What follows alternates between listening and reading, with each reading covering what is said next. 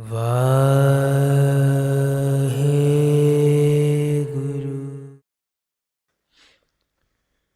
ਮਾਘ ਦੇ ਮਹੀਨੇ ਦੀ ਸੰਗਰਾਂਦ ਦਾ ਪਵਿੱਤਰ ਦਿਹਾੜਾ ਹੈ,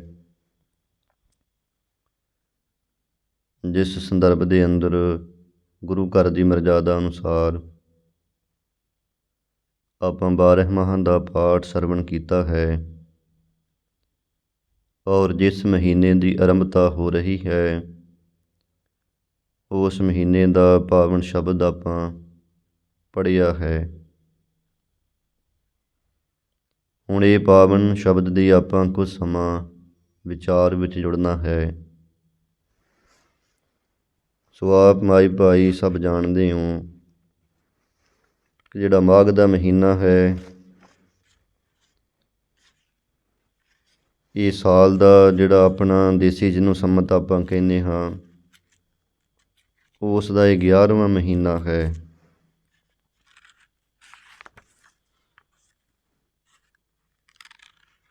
ਕਿਉਂਕਿ ਆਪਣਾ ਜਿਹੜਾ ਦੇਸੀ ਸੰਮਤ ਹੈ, ਉਹ ਚੇਤ ਦੇ ਮਹੀਨੇ ਤੋਂ ਆਪਾਂ ਸ਼ੁਰੂ ਹੋਇਆ ਮੰਨਦੇ ਹਾਂ। ਪਿੱਛੇ ਜਿਹੇ ਨਵਾਂ ਸਾਲ ਜਿਹੜਾ ਲੰਘ ਕੇ ਗਿਆ ਹੈ, ਇਹਦਾ ਆਪਣੀ ਗੁਰਮਤ ਨਾਲ ਕੋਈ ਨਾਤਾ ਨਹੀਂ ਸੀ। ਪਰ ਦੇਖਿਆ ਜਾਂਦਾ ਹੈ ਕਿ ਬਹੁਤ ਥਾਈਂ ਗੁਰੂ ਘਰਾਂ ਦੇ ਅੰਦਰ ਜਿਹੜਾ ਈਸਾਈ ਮਤ ਅਨੁਸਾਰ ਨਵਾਂ ਸਾਲ ਉਹ ਮੰਨਦੇ ਨੇ, ਉਸ ਅਨੁਸਾਰ ਕਿਤੇ ਦੀਪਮਾਲਾ ਵੀ ਕੀਤੀ ਗਈ, ਕਿਤੇ ਵੱਡੇ ਵੱਡੇ ਪ੍ਰੋਗਰਾਮ ਸਮਾਗਮ ਵੀ ਉਸ ਸੰਬੰਧ ਦੇ ਵਿੱਚ ਕੀਤੇ ਗਏ ਨੇ। ਠੀਕ ਹੈ, ਗੁਰੂ ਘਰ ਦੇ ਅੰਦਰ ਦੀਪਮਾਲਾ ਕਰਨੀ, ਸਮਾਗਮ ਕਰਨੇ ਚੰਗੀ ਬਾਤ ਹੈ, ਹੋਣੇ ਚਾਹੀਦੇ ਹੈ। ਪਰ ਇਹ ਖਿਆਲ ਰੱਖ ਕੇ ਵੀ ਜਿਹੜਾ ਉਹ ਨਵਾਂ ਸਾਲ ਚੜ੍ਹ ਰਿਹਾ ਹੈ, ਉਹਦੀ ਖੁਸ਼ੀ 'ਚ ਕੀਤਾ, ਇਹ ਬਾਤ ਗਲਤ ਸੀ। ਕਿਉਂਕਿ ਉਹ ਤਾਂ ਆਪਣੇ ਭਾਈ ਇੱਥੋਂ ਦਾ ਜਿਹੜਾ ਵਾਤਾਵਰਨ ਹੈ, ਉਹਦੇ ਹਿਸਾਬ ਨਾਲ ਉਹ ਨਵੇਂ ਸਾਲ ਦੀ ਸ਼ੁਰੂਆਤ ਤਾਂ ਹੋਈ ਨਹੀਂ ਸੀ। ਪਰ ਭੁਲੇਖੇ ਮਾਤਰ ਕਹਿ ਲਓ ਕਿ ਅਗਿਆਨਤਾ ਦੇ ਵਸ ਹੋ ਕਰਕੇ ਜਗਤ ਦੀ ਭੇਡਾ ਚਾਲ ਹੋਈ ਹੈ। ਜਗ ਕੀ ਭੇਡਾ ਚਾਲ ਚਲਤੇ ਕੇ ਪਾਛੈ ਚੱਲੈ, ਪਰਮਾਰਥ ਨਾ ਸੰਭਾਲ, ਦੇਖੋ ਜਗਤ ਕੀ ਮੂੜਤਾ। ਵਿਦਵਾਨ ਕਹਿੰਦੇ ਸੰਸਾਰ ਦੇ ਜਿਹੜੇ ਲੋਕ ਆਪਣੇ ਆਪ ਨੂੰ ਬੜੇ ਸਿਆਣੇ ਤੇ ਸਮਝਦਾਰ ਮੰਨਦੇ ਹੈ, ਪਰ ਉਹ ਸਿਆਣੇ ਸਮਝਦਾਰ ਕਈ ਵਾਰੀ ਬੜੀ ਮੂਰਖਤਾ ਕਰ ਜਾਂਦੇ। ਬਸ ਚੱਲਦੇ ਦੇ ਪਿੱਛੇ ਕਹਿੰਦੇ ਚੱਲੀ ਜਾ ਰਹੇ, ਜਿਵੇਂ ਇੱਕ ਭੇਡ ਅੱਗੇ ਤੁਰੀ ਜਾਂਦੀ ਹੈ ਨਾ, ਸਾਰੀਆਂ ਭੇਡਾਂ ਉਹਦੇ ਮਗਰੇ ਤੁਰੀ ਜਾਂਦੀਆਂ। ਕਿੱਧਰ ਜਾ ਰਹੀ ਹੈ ਕੁਝ ਨਹੀਂ ਪੁੱਛਣਾ ਕਿਸੇ ਨੂੰ। ਚਾਹੇ ਉਹ ਜੇ ਇੱਕ ਖੂਹ 'ਚ ਛਾਲ ਮਾਰਦੀ ਹੈ ਤਾਂ ਉਹ ਸਭ ਭੇਡਾਂ ਉਹਦੇ ਪਿੱਛੇ ਖੂਹ 'ਚ ਛਾਲਾਂ ਮਾਰ ਜਾਂਦੀਆਂ ਨੇ। ਸਾਨੂੰ ਪਰਮਾਤਮਾ ਨੇ ਬੁੱਧ ਬਖਸ਼ਿਸ਼ ਕੀਤੀ ਹੋਈ ਹੈ, ਉਹਦੀ ਵੀ ਆਪਾਂ ਵਰਤੋਂ ਕਰਨੀ ਹੁੰਦੀ। ਇਸ ਕਰਕੇ ਉਹ ਸੰਸਾਰ ਦੀ ਭੇਡਾ ਚਾਲ ਦੇ ਅਨੁਸਾਰ ਇੱਥੇ ਭਾਰਤ ਵਿੱਚ, ਜਿੱਥੇ ਪਿੱਛੇ ਕਹਿ ਲਓ ਕਿ 150 ਸਾਲ ਲਗਾਤਾਰ ਅੰਗਰੇਜ਼ਾਂ ਨੇ ਰਾਜ ਕੀਤਾ ਅਤੇ ਉਹਨਾਂ ਨੇ ਆਪਣੀ ਜਿਹੜੀ ਸੋਚ ਸੀ ਉਹ ਇਸ ਦੇਸ਼ ਦੇ ਵਿੱਚ ਛੱਡੀ। ਆਪ ਤਾਂ ਚਾਹੇ ਉਹ ਚਲੇ ਗਏ, ਕਹਿ ਦਿੱਤਾ ਜੀ ਆਜ਼ਾਦੀ ਹੋਊਗੀ ਦੇਸ਼ ਦੀ, ਪਰ ਸੋਚ ਕਰਕੇ ਇਹ ਦੇਸ਼ ਉਹਨਾਂ ਦਾ ਸਦਾ ਲਈ ਗੁਲਾਮ ਹੋ ਗਿਆ। ਇੱਥੋਂ ਤੱਕ ਕਿ ਜਿਹੜੇ ਆਪਣੇ ਧਾਰਮਿਕ ਜਿਹੜੇ ਕਰਮ ਨੇ, ਉਹਨਾਂ ਵਿੱਚ ਵੀ ਅਸੀਂ ਉਹਨਾਂ ਦਾ ਹੀ ਕਲਚਰ, ਉਹਨਾਂ ਦੀਆਂ ਹੀ ਚੀਜ਼ਾਂ ਵਰਤਣ ਲੱਗ ਪਏ ਹਾਂ। ਇਹ ਹਿਸਾਬ ਕਿਤਾਬ ਆਪਣਾ ਬਣ ਚੁੱਕਾ। ਖੈਰ, ਇਹ ਸਾਡਾ ਵਿਸ਼ਾ ਨਹੀਂ ਹੈ, ਇਹ ਵੀ ਇੱਕ ਸੋਚਣ ਵਾਲੀ ਬਾਤ ਜ਼ਰੂਰ ਹੈ। ਤਾਂ ਆਪਾਂ ਵਿਚਾਰ ਕਰਦੇ ਹਾਂ ਵੀ ਉਹ ਜਿਹੜਾ ਸਾਲ ਲੰਘ ਕੇ ਗਿਆ ਹੈ, ਉਹ ਸਾਡਾ ਸਾਲ ਨਹੀਂ ਸੀ। ਸਾਡਾ ਜਿਹੜਾ ਸਾਲ, ਜੇਕਰ ਵੇਖਿਆ ਜਾਵੇ ਗੁਰਬਾਣੀ ਦੇ ਮੁਤਾਬਕ, ਵੈਸੇ ਵੀ ਇੱਥੋਂ ਦੇ ਵਾਤਾਵਰਨ ਦੇ ਮੁਤਲਕ, ਤਾਂ ਗੁਰੂ ਗ੍ਰੰਥ ਸਾਹਿਬ ਜੀ ਦੇ ਵਿੱਚ 2 ਵਾਰ 12 ਮਾਹਾਂ ਦੀ ਬਾਣੀ ਆਉਂਦੀ ਹੈ। ਦੋਨੇ ਵਾਰੀ ਚੇਤ ਦੇ ਮਹੀਨੇ ਤੋਂ ਸ਼ੁਰੂਆਤ ਹੋ ਰਹੀ ਹੈ। ਇੱਥੋਂ ਆਪਾਂ ਅਨੁਮਾਨ ਲਾ ਸਕਦੇ ਹਾਂ ਕਿ ਜੇ ਸਿੱਖ ਨੇ ਨਵਾਂ ਸਾਲ ਮਨਾਉਣਾ ਹੈ ਤਾਂ ਉਹ ਚੇਤਰ ਦੇ ਮਹੀਨੇ ਤੋਂ ਮਨਾ ਸਕਦਾ ਹੈ। ਇੱਦਾਂ ਇਹ ਚੇਤ ਦੇ ਮਹੀਨੇ ਤੋਂ ਜੇ ਸ਼ੁਰੂਆਤ ਕਰੀਏ ਤਾਂ ਜਿਹੜਾ ਇਹ ਮਾਘ ਦਾ ਮਹੀਨਾ ਹੈ, ਇਹ 11ਵਾਂ ਮਹੀਨਾ ਫਿਰ ਆਪਣਾ ਬਣਦਾ ਹੈ।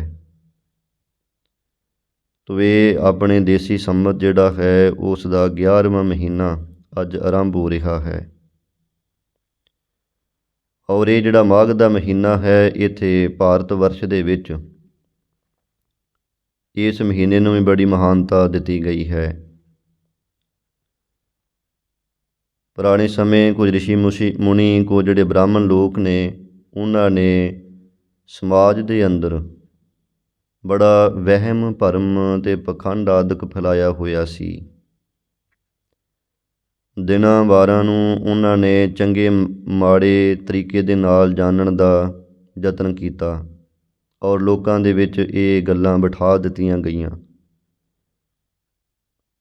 ਆਪਾਂ ਦੇਖਦੇ ਹਾਂ ਕਿ ਜਿਹੜੀ ਸਾਧ ਸੰਗਤ ਦੀ ਸਰੀਰ ਦੀ ਗੁਲਾਮੀ ਹੈ ਨਾ, ਉਹ ਇੰਨੀ ਖਤਰਨਾਕ ਨਹੀਂ ਜਿੰਨੀ ਸੋਚ ਦੀ ਗੁਲਾਮੀ ਖਤਰਨਾਕ ਹੁੰਦੀ ਹੈ। ਸੋਚ ਦੀ ਗੁਲਾਮੀ ਜਿਹੜੀ, ਸਰੀਰ ਦੀ ਗੁਲਾਮੀ ਤਾਂ ਚਲੋ ਇੱਕ ਸਰੀਰ ਹੈ, ਖਤਮ ਹੋ ਗਿਆ, ਉਹ ਗਈ ਗੁਲਾਮੀ। ਪਰੰਤੂ ਜਿਹੜੀ ਸੋਚ ਦੀ ਗੁਲਾਮੀ ਹੈ, ਇਹ ਸਦੀਆਂ ਤੱਕ, ਪੀੜ੍ਹੀਆਂ ਤੱਕ ਅੱਗੇ ਤੋਂ ਅੱਗੇ ਰਹਿੰਦੀ ਹੈ, ਇਹ ਨਹੀਂ ਦੂਰ ਹੁੰਦੀ ਹੈ। ਇਹ ਤਾਂ ਗੁਰੂ ਦੀ ਕਿਰਪਾ ਦੇ ਨਾਲ, ਗੁਰੂ ਦੇ ਸ਼ਬਦ ਦੀ ਵਿਚਾਰਧਾਰਾ ਜਿਹੜੀ ਅੰਦਰ ਪ੍ਰਵੇਸ਼ ਹੋਵੇ ਤਾਂ ਸੋਚ ਦੀ ਗੁਲਾਮੀ ਕੱਟੀ ਜਾ ਸਕਦੀ ਹੈ, ਨਹੀਂ ਤਾਂ ਨਹੀਂ ਕੱਟੀ ਜਾਂਦੀ। ਕਹਿਣ ਮਾਤਰ ਨੂੰ ਆਪਾਂ ਅੱਜ ਕਹਿੰਦੇ ਹਾਂ ਜੀ ਅਸੀਂ ਆਜ਼ਾਦ ਹਾਂ, ਸੁਤੰਤਰ ਹਾਂ, ਪਰ ਆਪਣੀ ਸੋਚ ਕਰਕੇ, ਆਪਣੀ ਵਿਚਾਰਧਾਰਾ ਕਰਕੇ ਅਸੀਂ ਬੜੇ ਗੁਲਾਮ ਹੋਏ ਪਏ ਹਾਂ, ਦੂਜਿਆਂ ਦੇ ਗੁਲਾਮ ਹਾਂ। ਇਸ ਕਰਕੇ ਉਹ ਜਿਹੜੀ ਵਿਚਾਰਧਾਰਾ, ਉਹ ਜਿਹੜੀ ਸੋਚ ਅੱਜ ਤੋਂ ਹਜ਼ਾਰਾਂ ਸਾਲ ਪਹਿਲਾਂ ਬ੍ਰਾਹਮਣਾਂ ਨੇ ਲੋਕਾਂ ਦੇ ਵਿੱਚ ਵਹਿਮ ਭਰਮ ਪਾਏ ਸੀ ਆਪਣਾ ਤੋਰੀ ਫੁਲਕਾ ਚਲਾਉਣ ਵਾਸਤੇ, ਉਹ ਵਹਿਮ ਭਰਮ ਅੱਜ ਵੀ ਜਿਉਂ ਦੇ ਤਿਉਂ ਸਭ ਲੋਕਾਂ ਦੇ ਅੰਦਰ ਭਰੇ ਪਏ ਨੇ। ਬ੍ਰਾਹਮਣ ਨੇ ਕਿਹਾ ਕਿ 7 ਵਾਰ ਹੈ ਤੇ ਇਹਨਾਂ ਵਾਰਾਂ ਦੇ ਵਿੱਚੋਂ ਕੁਝ ਵਾਰ ਚੰਗੇ ਤੇ ਕੁਝ ਵਾਰ ਮਾੜੇ ਕਹਿ ਦਿੱਤੇ। ਸੋਮਵਾਰ ਚੰਗਾ ਜੀ, ਮੰਗਲਵਾਰ ਮਾੜਾ ਹੈ, ਬੁੱਧਵਾਰ ਚੰਗਾ ਜੀ, ਵੀਰਵਾਰ ਮਾੜਾ ਹੈ, ਸ਼ੁੱਕਰਵਾਰ ਚੰਗਾ, ਸ਼ਨੀ ਤੇ ਐਤਵਾਰ ਦੋਨੇ ਹੀ ਮਾੜੇ ਮੰਨ ਲਏ ਕਈਆਂ ਨੇ। ਕਈਆਂ ਨੇ ਚਲੋ ਕਹਿ ਦਿੱਤਾ ਜੀ ਸ਼ਨੀਵਾਰ ਹੀ ਮਾੜਾ, ਐਤਵਾਰ ਠੀਕ ਹੈ। ਇੱਦਾਂ ਦੇ ਮਨਾਂ ਦੇ ਅੰਦਰ ਖਿਆਲ ਜਿਹੜੇ ਸੀ ਉਹ ਭਰੇ ਗਏ ਔਰ ਉਹ ਜਿਹੜੀ ਸੋਚ ਹੈ ਅੱਜ ਤੱਕ ਵੀ ਜਿਉਂ ਦੀ ਤਿਉਂ ਹੈ। ਚਾਹੇ ਇਹ ਗੱਲਾਂ ਬਾਤਾਂ ਹਜ਼ਾਰਾਂ ਸਾਲ ਪਹਿਲਾਂ ਹੋਈਆਂ ਅਤੇ 500 550 ਸਾਲ ਪਹਿਲਾਂ ਗੁਰੂ ਨਾਨਕ ਦੇਵ ਜੀ ਨੇ ਇਹ ਸੋਚ ਦਾ ਖੰਡਨ ਕੀਤਾ, ਆਪਣੇ ਸਿੱਖਾਂ ਨੂੰ ਇੱਕ ਨਵੀਂ ਸੋਚ, ਇਨਕਲਾਬੀ ਸੋਚ ਦਿੱਤੀ ਸੀ। ਪਰ ਉਹ ਗੁਰੂ ਨਾਨਕ ਦੀ ਵਿਚਾਰਧਾਰਾ ਨੂੰ ਛੱਡ ਕੇ ਫਿਰ ਵੀ ਬਹੁਤਾਤ ਅੰਦਰ ਇਹ ਸਮਾਜ ਦੇ ਲੋਕ ਉਹੀ ਪੁਰਾਣੀਆਂ ਵਹਿਮਾਂ ਭਰਮਾਂ ਵਾਲੀਆਂ ਜਿਹੜੀਆਂ ਸੋਚਾਂ ਵਿਚਾਰਾਂ ਨੇ ਉਹਨਾਂ ਦੇ ਅਧੀਨ, ਉਹਨਾਂ ਦੇ ਗੁਲਾਮ ਹੋਏ, ਉਹਨਾਂ ਦੇ ਬੱਝੇ ਹੋਏ ਪਏ ਨੇ। ਬ੍ਰਾਹਮਣ ਕਹਿੰਦੇ ਜੀ ਇਹ ਦਿਨ ਜਿਹੜੇ ਚੰਗੇ ਹੈ, ਇੱਦਾਂ ਹੀ ਤੁਸੀਂ ਕੋਈ ਨਾ ਕੋਈ ਕੰਮ ਕਰਨਾ। ਜਿਹੜੇ ਮਾੜੇ ਦਿਨ ਹੈ ਉਦਣ ਜੇ ਕੋਈ ਕੰਮ ਕਰੋਗੇ ਤਾਂ ਤੁਹਾਡਾ ਮਾੜਾ ਹੋਵੇਗਾ। ਔਰ ਇਸ ਵਿਚਾਰਧਾਰਾ ਅਨੁਸਾਰ ਅੱਜ ਜਿਹੜਾ ਸਿੱਖ ਹੈ ਕਹਿਣ ਮਾਤਰ ਨੂੰ ਉਹ ਵੀ ਇਸੇ ਤਰ੍ਹਾਂ ਹੀ ਕਰਦਾ। ਆਪਾਂ ਦੇਖਾਂਗੇ ਜੀ ਉਹ ਬਹੁਤ ਸਾਰੇ ਕਾਰਜ ਜਿਹੜੇ ਆਪਣੇ ਘਰ ਵਿੱਚ ਖੁਸ਼ੀ ਦੇ ਹੁੰਦੇ ਹੈ ਨਾ, ਉਹ ਆਪਾਂ ਮੰਗਲਵਾਰ, ਵੀਰਵਾਰ, ਸ਼ਨੀਵਾਰ ਆਦਿਕ ਇਹਨਾਂ ਵਾਰਾਂ ਵਿੱਚ ਨਹੀਂ ਕਰਦੇ। ਇੱਥੋਂ ਤੱਕ ਕਈ ਇਹਨਾਂ ਵਾਰਾਂ ਵਿੱਚ ਸਿਰ ਨਹੀਂ ਨਹਾਉਂਦੇ, ਕਈ ਕੱਪੜੇ ਤੱਕ ਨਹੀਂ ਧੋਂਦੇ। ਕਹਿੰਦੇ ਜੀ ਇਹ ਵਾਰ ਚੰਗੇ ਨਹੀਂ ਹਨ। ਜੇ ਚੰਗਾ ਨਹੀਂ ਤਾਂ ਭਾਈ ਰੋਟੀ ਕਾਹਨੂੰ ਖਾਧੀ, ਫਿਰ ਪਾਣੀ ਕਾਹਨੂੰ ਪੀਤਾ ਸੀ, ਸਾਹ ਕਾਹਨੂੰ ਲਿਆ ਸੀ। ਜੇ ਵਾਰ ਹੀ ਮਾੜਾ ਹੈ ਫਿਰ ਉਸ ਦਿਨ ਆਪਾਂ ਜੇ ਕੱਪੜੇ ਨਹੀਂ ਧੋਣੇ, ਕੇਸੀ ਇਸ਼ਨਾਨ ਨਹੀਂ ਕਰ ਸਕਦੇ, ਕੋਈ ਹੋਰ ਖੁਸ਼ੀ ਦਾ ਕੰਮ ਨਹੀਂ ਕਰ ਸਕਦੇ, ਵਾਰ ਮਾੜਾ ਸੀ। ਰੋਟੀ ਪ੍ਰਸ਼ਾਦਾ ਪਾਣੀ ਕਾਹਨੂੰ ਛਕਿਆ, ਸਾਹ ਕਾਹਨੂੰ ਲਿਆ, ਸਾਹ ਹੀ ਨਹੀਂ ਲੈਣਾ ਸੀ ਮਾੜੇ ਵਾਰ ਵਾਲੇ ਦਿਨ। ਆਖੋ ਜੀ ਅਸੀਂ ਮੰਗਲਵਾਰ ਸਾਹ ਨਹੀਂ ਲੈਣਾ, ਮੰਗਲਵਾਰ ਮਾੜਾ ਹੁੰਦਾ, ਸੋਮਵਾਰ ਚੰਗਾ ਹੁੰਦਾ, ਸੋਮਵਾਰ ਅਸੀਂ ਸਾਹ ਲੈਣਾ, ਫਿਰ ਬੁੱਧਵਾਰ ਜਾ ਕੇ ਸਾਹ ਲੈਣਾ। ਇੱਦਾਂ ਤਾਂ ਨਹੀਂ ਨਾ ਕੋਈ ਕਰਦਾ। ਪਰ ਬਸ ਵਹਿਮਾਂ ਦੇ ਵਿੱਚ ਲੋਕ ਪਏ ਹੋਏ ਨੇ, ਨਹੀਂ ਨਿਕਲਦੇ ਉਹਨਾਂ ਦੇ ਅੰਦਰੋਂ ਇਹ ਪਖੰਡ, ਇਹ ਵਹਿਮ। ਗੁਰੂ ਕੀ ਬਾਣੀ ਹੋਈਆਂ ਇੱਕੋ ਜਿਹੜੀ ਸਾਧ ਸੰਗਤ ਜੀ, ਉਹ ਵਹਿਮਾਂ ਭਰਮਾਂ ਨੂੰ ਕੱਢਣ ਵਾਲੀ ਹੈ। ਜਿਸ ਬਾਣੀ ਨੂੰ ਸੁਣਨ ਵੱਲੋਂ ਅੱਜ ਦਾ ਸਿੱਖ ਮੁਨਕਰ ਹੁੰਦਾ ਜਾ ਰਿਹਾ, ਨਾ ਪੜ੍ਹਦਾ ਅਤੇ ਨਾ ਸੁਣਦਾ।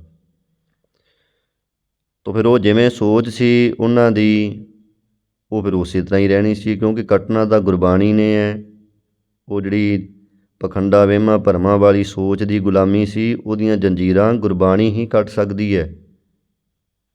ਅਤੇ ਜਿਹੜਾ ਸਿੱਖ ਗੁਰਬਾਣੀ ਪੜ੍ਹਦਾ, ਸੁਣਦਾ, ਵਿਚਾਰਦਾ ਨਹੀਂ, ਉਹ ਫਿਰ ਉਹ ਹੀ ਪੁਰਾਣੀ ਸੋਚ ਦਾ ਹੀ ਗੁਲਾਮ ਰਹਿੰਦਾ ਹੈ। ਉਹ ਸਿੱਖ ਹੋ ਕਰਕੇ ਵੀ ਕਹਿ ਲਓ ਕਿ ਹੋਰਨਾਂ ਮਤਾਂ ਦੀ ਸੋਚ ਆਪਣੇ ਅੰਦਰ ਧਾਰਨ ਕਰੀ ਬੈਠਾ ਹੈ। ਸਿੱਖ ਹੋਣਾ ਇੱਕ ਸੁਤੰਤਰ ਆਜ਼ਾਦ ਸੋਚ ਦਾ ਪ੍ਰਤੀਕ ਹੈ। ਆਜ਼ਾਦੀ ਵਾਲੀ ਸੋਚ ਹੈ, ਸੰਘਰਸ਼ ਵਾਲੀ ਸੋਚ ਹੈ, ਜਿੱਤ ਵਾਲੀ ਸੋਚ ਹੈ। ਪਰ ਜਿਹੜੀਆਂ ਬਾਕੀ ਦੀਆਂ ਸੋਚਾਂ ਨੇ ਉਹ ਗੁਲਾਮੀ ਦਾ ਹੀ ਪ੍ਰਤੀਕ ਨੇ ਸਭ। ਜਿੱਥੇ ਸਾਡੇ ਸਰੀਰ ਨੂੰ ਵੀ ਗੁਲਾਮ ਬਣਾ ਦਿੰਦੀਆਂ, ਉੱਥੇ ਸਾਨੂੰ ਅੰਦਰੋਂ ਵੀ ਗੁਲਾਮ ਕਰ ਦਿੰਦੀਆਂ ਹਨ। ਇਸ ਕਰਕੇ ਭਾਈ ਗੁਰਬਾਣੀ ਨੇ ਸਾਡੀ ਉਹ ਸੋਚ ਕੱਟਣੀ ਹੈ ਗੁਲਾਮੀ ਵਾਲੀ। ਤੋ ਉਹਨਾਂ ਨੇ ਜਿੱਥੇ ਵਾਰ ਚੰਗੇ ਮਾੜੇ ਬਣਾਏ, ਉੱਥੇ ਕੁਝ ਮਹੀਨੇ ਵੀ ਚੰਗੇ ਮਾੜੇ ਬਣਾ ਦਿੱਤੇ। ਮਹੀਨਿਆਂ ਦੇ ਵਿੱਚੋਂ ਖਾਸ ਕਰਕੇ ਜਿਵੇਂ ਕੱਤੇ ਦਾ ਮਹੀਨਾ, ਪੋਹ ਆਦਿਕ ਦਾ ਮਹੀਨਾ, ਇਹ 12 ਮਹੀਨਿਆਂ ਦੇ ਵਿੱਚੋਂ ਕਹਿੰਦੇ ਜਿਹੜੇ 2 ਮਹੀਨੇ ਨੇ ਬਹੁਤੇ ਜ਼ਿਆਦਾ ਕਲੈਣੇ ਨੇ।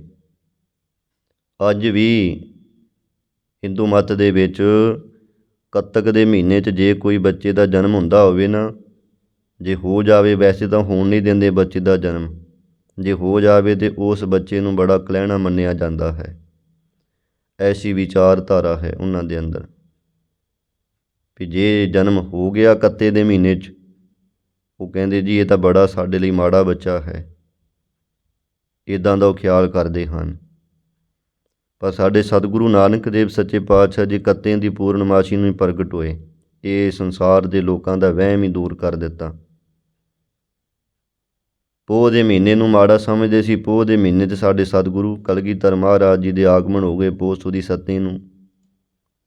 ਇੱਦਾਂ ਕਰਕੇ ਭਾਈ ਸਾਡੇ ਸਤਿਗੁਰਾਂ ਨੇ ਇਹ ਸੰਸਾਰ ਦੇ ਲੋਕਾਂ ਦੇ ਅੰਦਰ ਜਿਹੜੇ ਵਹਿਮ ਭਰਮ ਭੁਲੇਖੇ ਪਏ ਸੀ, ਉਹਨਾਂ ਨੂੰ ਕੱਟਿਆ ਕਿ ਭਾਈ ਥੋੜ੍ਹੀ ਜਿਹੀ ਜ਼ਿੰਦਗੀ ਆਪਣੀ, ਇੰਨੀ ਕੁ ਜ਼ਿੰਦਗੀ ਦੇ ਵਿੱਚ ਜੇ ਉਹਨਾਂ ਹੀ ਵਹਿਮਾਂ ਭਰਮਾਂ 'ਚ ਪਏ ਰਹੇ ਆਪੇ, ਦੱਸੋ ਸਾਡਾ ਭਲਾ ਕਿੱਥੇ ਹੋਵੇਗਾ, ਪਾਰ ਉਤਾਰਾ ਕਿਵੇਂ ਹੋਵੇਗਾ। ਅਤੇ ਉਹਨੂੰ ਪਾਰ ਉਤਾਰੇ ਕਰਨ ਦੇ ਲਈ ਆਪਾਂ ਗੁਰਬਾਣੀ ਦੇ ਨਾਲ ਜੁੜਨਾ। ਹੁਣ ਆਈਏ ਜਿਹੜਾ ਅੱਜ ਦਾ ਮਹੀਨਾ ਆਰੰਭ ਹੋ ਰਿਹਾ ਹੈ, ਜਿਹੜੀ ਪਹਿਲਾਂ ਆਪਾਂ ਥੋੜ੍ਹੀ 10 ਮਿੰਟ ਵਿਚਾਰ ਕੀਤੀ ਹੈ, ਇਹ ਮਹੀਨਾ ਜਿਹੜਾ ਇਹ ਵੀ ਨਹੀਂ ਬਚਿਆ ਹੈ, ਇਹ ਵੀ ਚੰਗੇ ਮਾੜੇ ਦੇ ਵਿੱਚ ਹੀ ਆ ਗਿਆ। ਮਾਘ ਦੇ ਮਹੀਨੇ ਨੂੰ ਵੀ ਪੁਰਾਣੀ ਜਿਹੜੀ ਵਿਚਾਰਧਾਰਾ ਸੀ, ਉਹਨਾਂ ਨੇ ਕਹਿ ਲਓ ਕਿ ਮਾਘੀ ਦਾ ਇਸ਼ਨਾਨ, ਮਾਘ ਦੇ ਮਹੀਨੇ ਦਾ ਇਸ਼ਨਾਨ ਚੰਗਾ ਮੰਨ ਲਿਆ। ਖਾਸ ਕਰਕੇ ਪ੍ਰਯਾਗਰਾਜ, ਜਿੱਥੇ ਜਮਨਾ, ਸਰਸਵਤੀ, ਗੰਗਾ ਆਦਿਕ ਨਦੀਆਂ ਇਕੱਠੀਆਂ ਹੁੰਦੀਆਂ, ਕਹਿੰਦੇ ਕਿ ਉੱਥੇ ਆ ਮਾਘ ਦੇ ਮਹੀਨੇ ਦੇ ਵਿੱਚ ਨਹਾਉਣ ਦੇ ਨਾਲ ਬੜੇ ਵੱਡੇ ਪੁੰਨ ਮਿਲਦੇ ਆ, ਬੰਦੇ ਦੇ ਪਾਪ ਕੱਟੇ ਜਾਂਦੇ ਹਨ, ਜਿੰਨੇ ਵੀ ਪਾਪ ਕੀਤੇ ਹੁੰਦੇ ਉਹ ਸਾਰੇ ਮੁੱਕ ਜਾਂਦੇ ਆ, ਅਤੇ ਬੰਦੇ ਦਾ ਜਿਹੜਾ ਜੰਮਣ ਮਰਨ ਨਹੀਂ ਕੱਟਿਆ ਜਾਂਦਾ, ਪਵਿੱਤਰ ਹੋ ਜਾਂਦਾ ਹੈ। ਇਹ ਵਿਚਾਰਧਾਰਾ ਇਹ ਸਮਾਜ ਦੇ ਅੰਦਰ ਪੁਰਾਣੇ ਸਮੇਂ ਬੜੀ ਫੈਲੀ, ਔਰ ਉਹ ਜਿਹੜੀ ਵਿਚਾਰਧਾਰਾ ਸੀ ਅੱਜ ਵੀ ਜਿਉਂ ਦੀ ਤਿਉਂ ਮੰਨੀ ਪ੍ਰਮੰਨੀ ਜਾ ਰਹੀ ਹੈ। ਪਰ ਇਹ ਗੱਲ ਆਪਾਂ ਨੂੰ ਮੰਨ ਲੈਣੀ ਚਾਹੀਦੀ, ਗੁਰੂ ਨਾਨਕ ਦੇਵ ਮਹਾਰਾਜ ਜੀ ਇਸ ਵਿਚਾਰਧਾਰਾ ਨੂੰ ਨਹੀਂ ਮੰਨਦੇ ਵੀ ਕੇਵਲ ਮਾਘ ਦੇ ਮਹੀਨੇ ਦੇ ਵਿੱਚ ਨਹਾਉਣ ਦੇ ਨਾਲ ਮੁਕਤੀ ਹੋ ਜਾਂਦੀ ਹੋਵੇ, ਪਾਪ ਕੱਟੇ ਜਾਂਦੇ ਹੋਣ, ਤਾਂ ਮਹਾਰਾਜ ਕਹਿੰਦੇ ਇਹ ਗੱਲ ਨਹੀਂ ਹੈ। ਬਾਣੀ ਦੇ ਵਿੱਚ ਫਰਮਾਨ ਹੈ, ਮਹਾਰਾਜ ਕਹਿੰਦੇ ਜਲ ਕੇ ਮੱਜਨ ਜੇ ਗਤ ਹੋਵੇ, ਨਿਤ ਨਿਤ ਮੇਂਢਕ ਨਹਾਵੇ, ਜੈਸੇ ਮੇਂਢਕ ਤੈਸੇ ਓਏ ਨਰ, ਬਹੁਰ ਬਹੁਰ ਦੁੱਖ ਪਾਵੇ। ਮਹਾਰਾਜ ਕਹਿੰਦੇ ਦੇਖੋ, ਜੇ ਇਕੱਲਾ ਪਾਣੀ 'ਚ ਨਹਾਉਣ ਦੇ ਨਾਲ ਹੀ ਮੁਕਤੀ ਹੁੰਦੀ ਹੋਵੇ ਤਾਂ ਡੱਡੂ ਤਾਂ ਰਹਿੰਦੇ ਹੀ ਪਾਣੀ 'ਚ ਹੈ, ਮੱਛੀਆਂ ਪਾਣੀ 'ਚ ਹੀ ਰਹਿੰਦੀਆਂ। ਭਗਤ ਨਾਮਦੇਵ ਜੀ ਕਹਿੰਦੇ ਹੈ 42 ਲੱਖ ਜੀ ਜਲ ਮੈਂ ਹੋਤੇ, ਬੀਠਲ ਪਹਿਲਾ ਕਾਇ ਕਰੋ। 84 ਲੱਖ ਜੂਨਾਂ 'ਚੋਂ 22 ਲੱਖ ਤਰ੍ਹਾਂ ਦੀਆਂ ਜੂਨਾਂ ਪਾਣੀ ਦੇ ਵਿੱਚ ਰਹਿੰਦੀਆਂ, ਸਮੁੰਦਰਾਂ 'ਚ ਰਹਿੰਦੀਆਂ। ਤੋ ਕਹਿੰਦੇ ਉਹ ਦੱਸੋ ਹੁਣ ਫਿਰ ਉਹ ਜਿਹੜੇ 22 ਲੱਖ ਤਰ੍ਹਾਂ ਦੇ ਜੀਅ, ਫਿਰ ਤਾਂ ਉਹ ਸਾਰੇ ਮੁਕਤ ਮੰਨਣੇ ਚਾਹੀਦੇ ਆਪਾਂ ਨੂੰ, ਜੇ ਇਕੱਲਾ ਪਾਣੀ 'ਚ ਨਹਾਉਣ ਦੇ ਨਾਲ ਹੀ ਮੁਕਤੀ ਹੁੰਦੀ ਹੋਵੇ ਤਾਂ।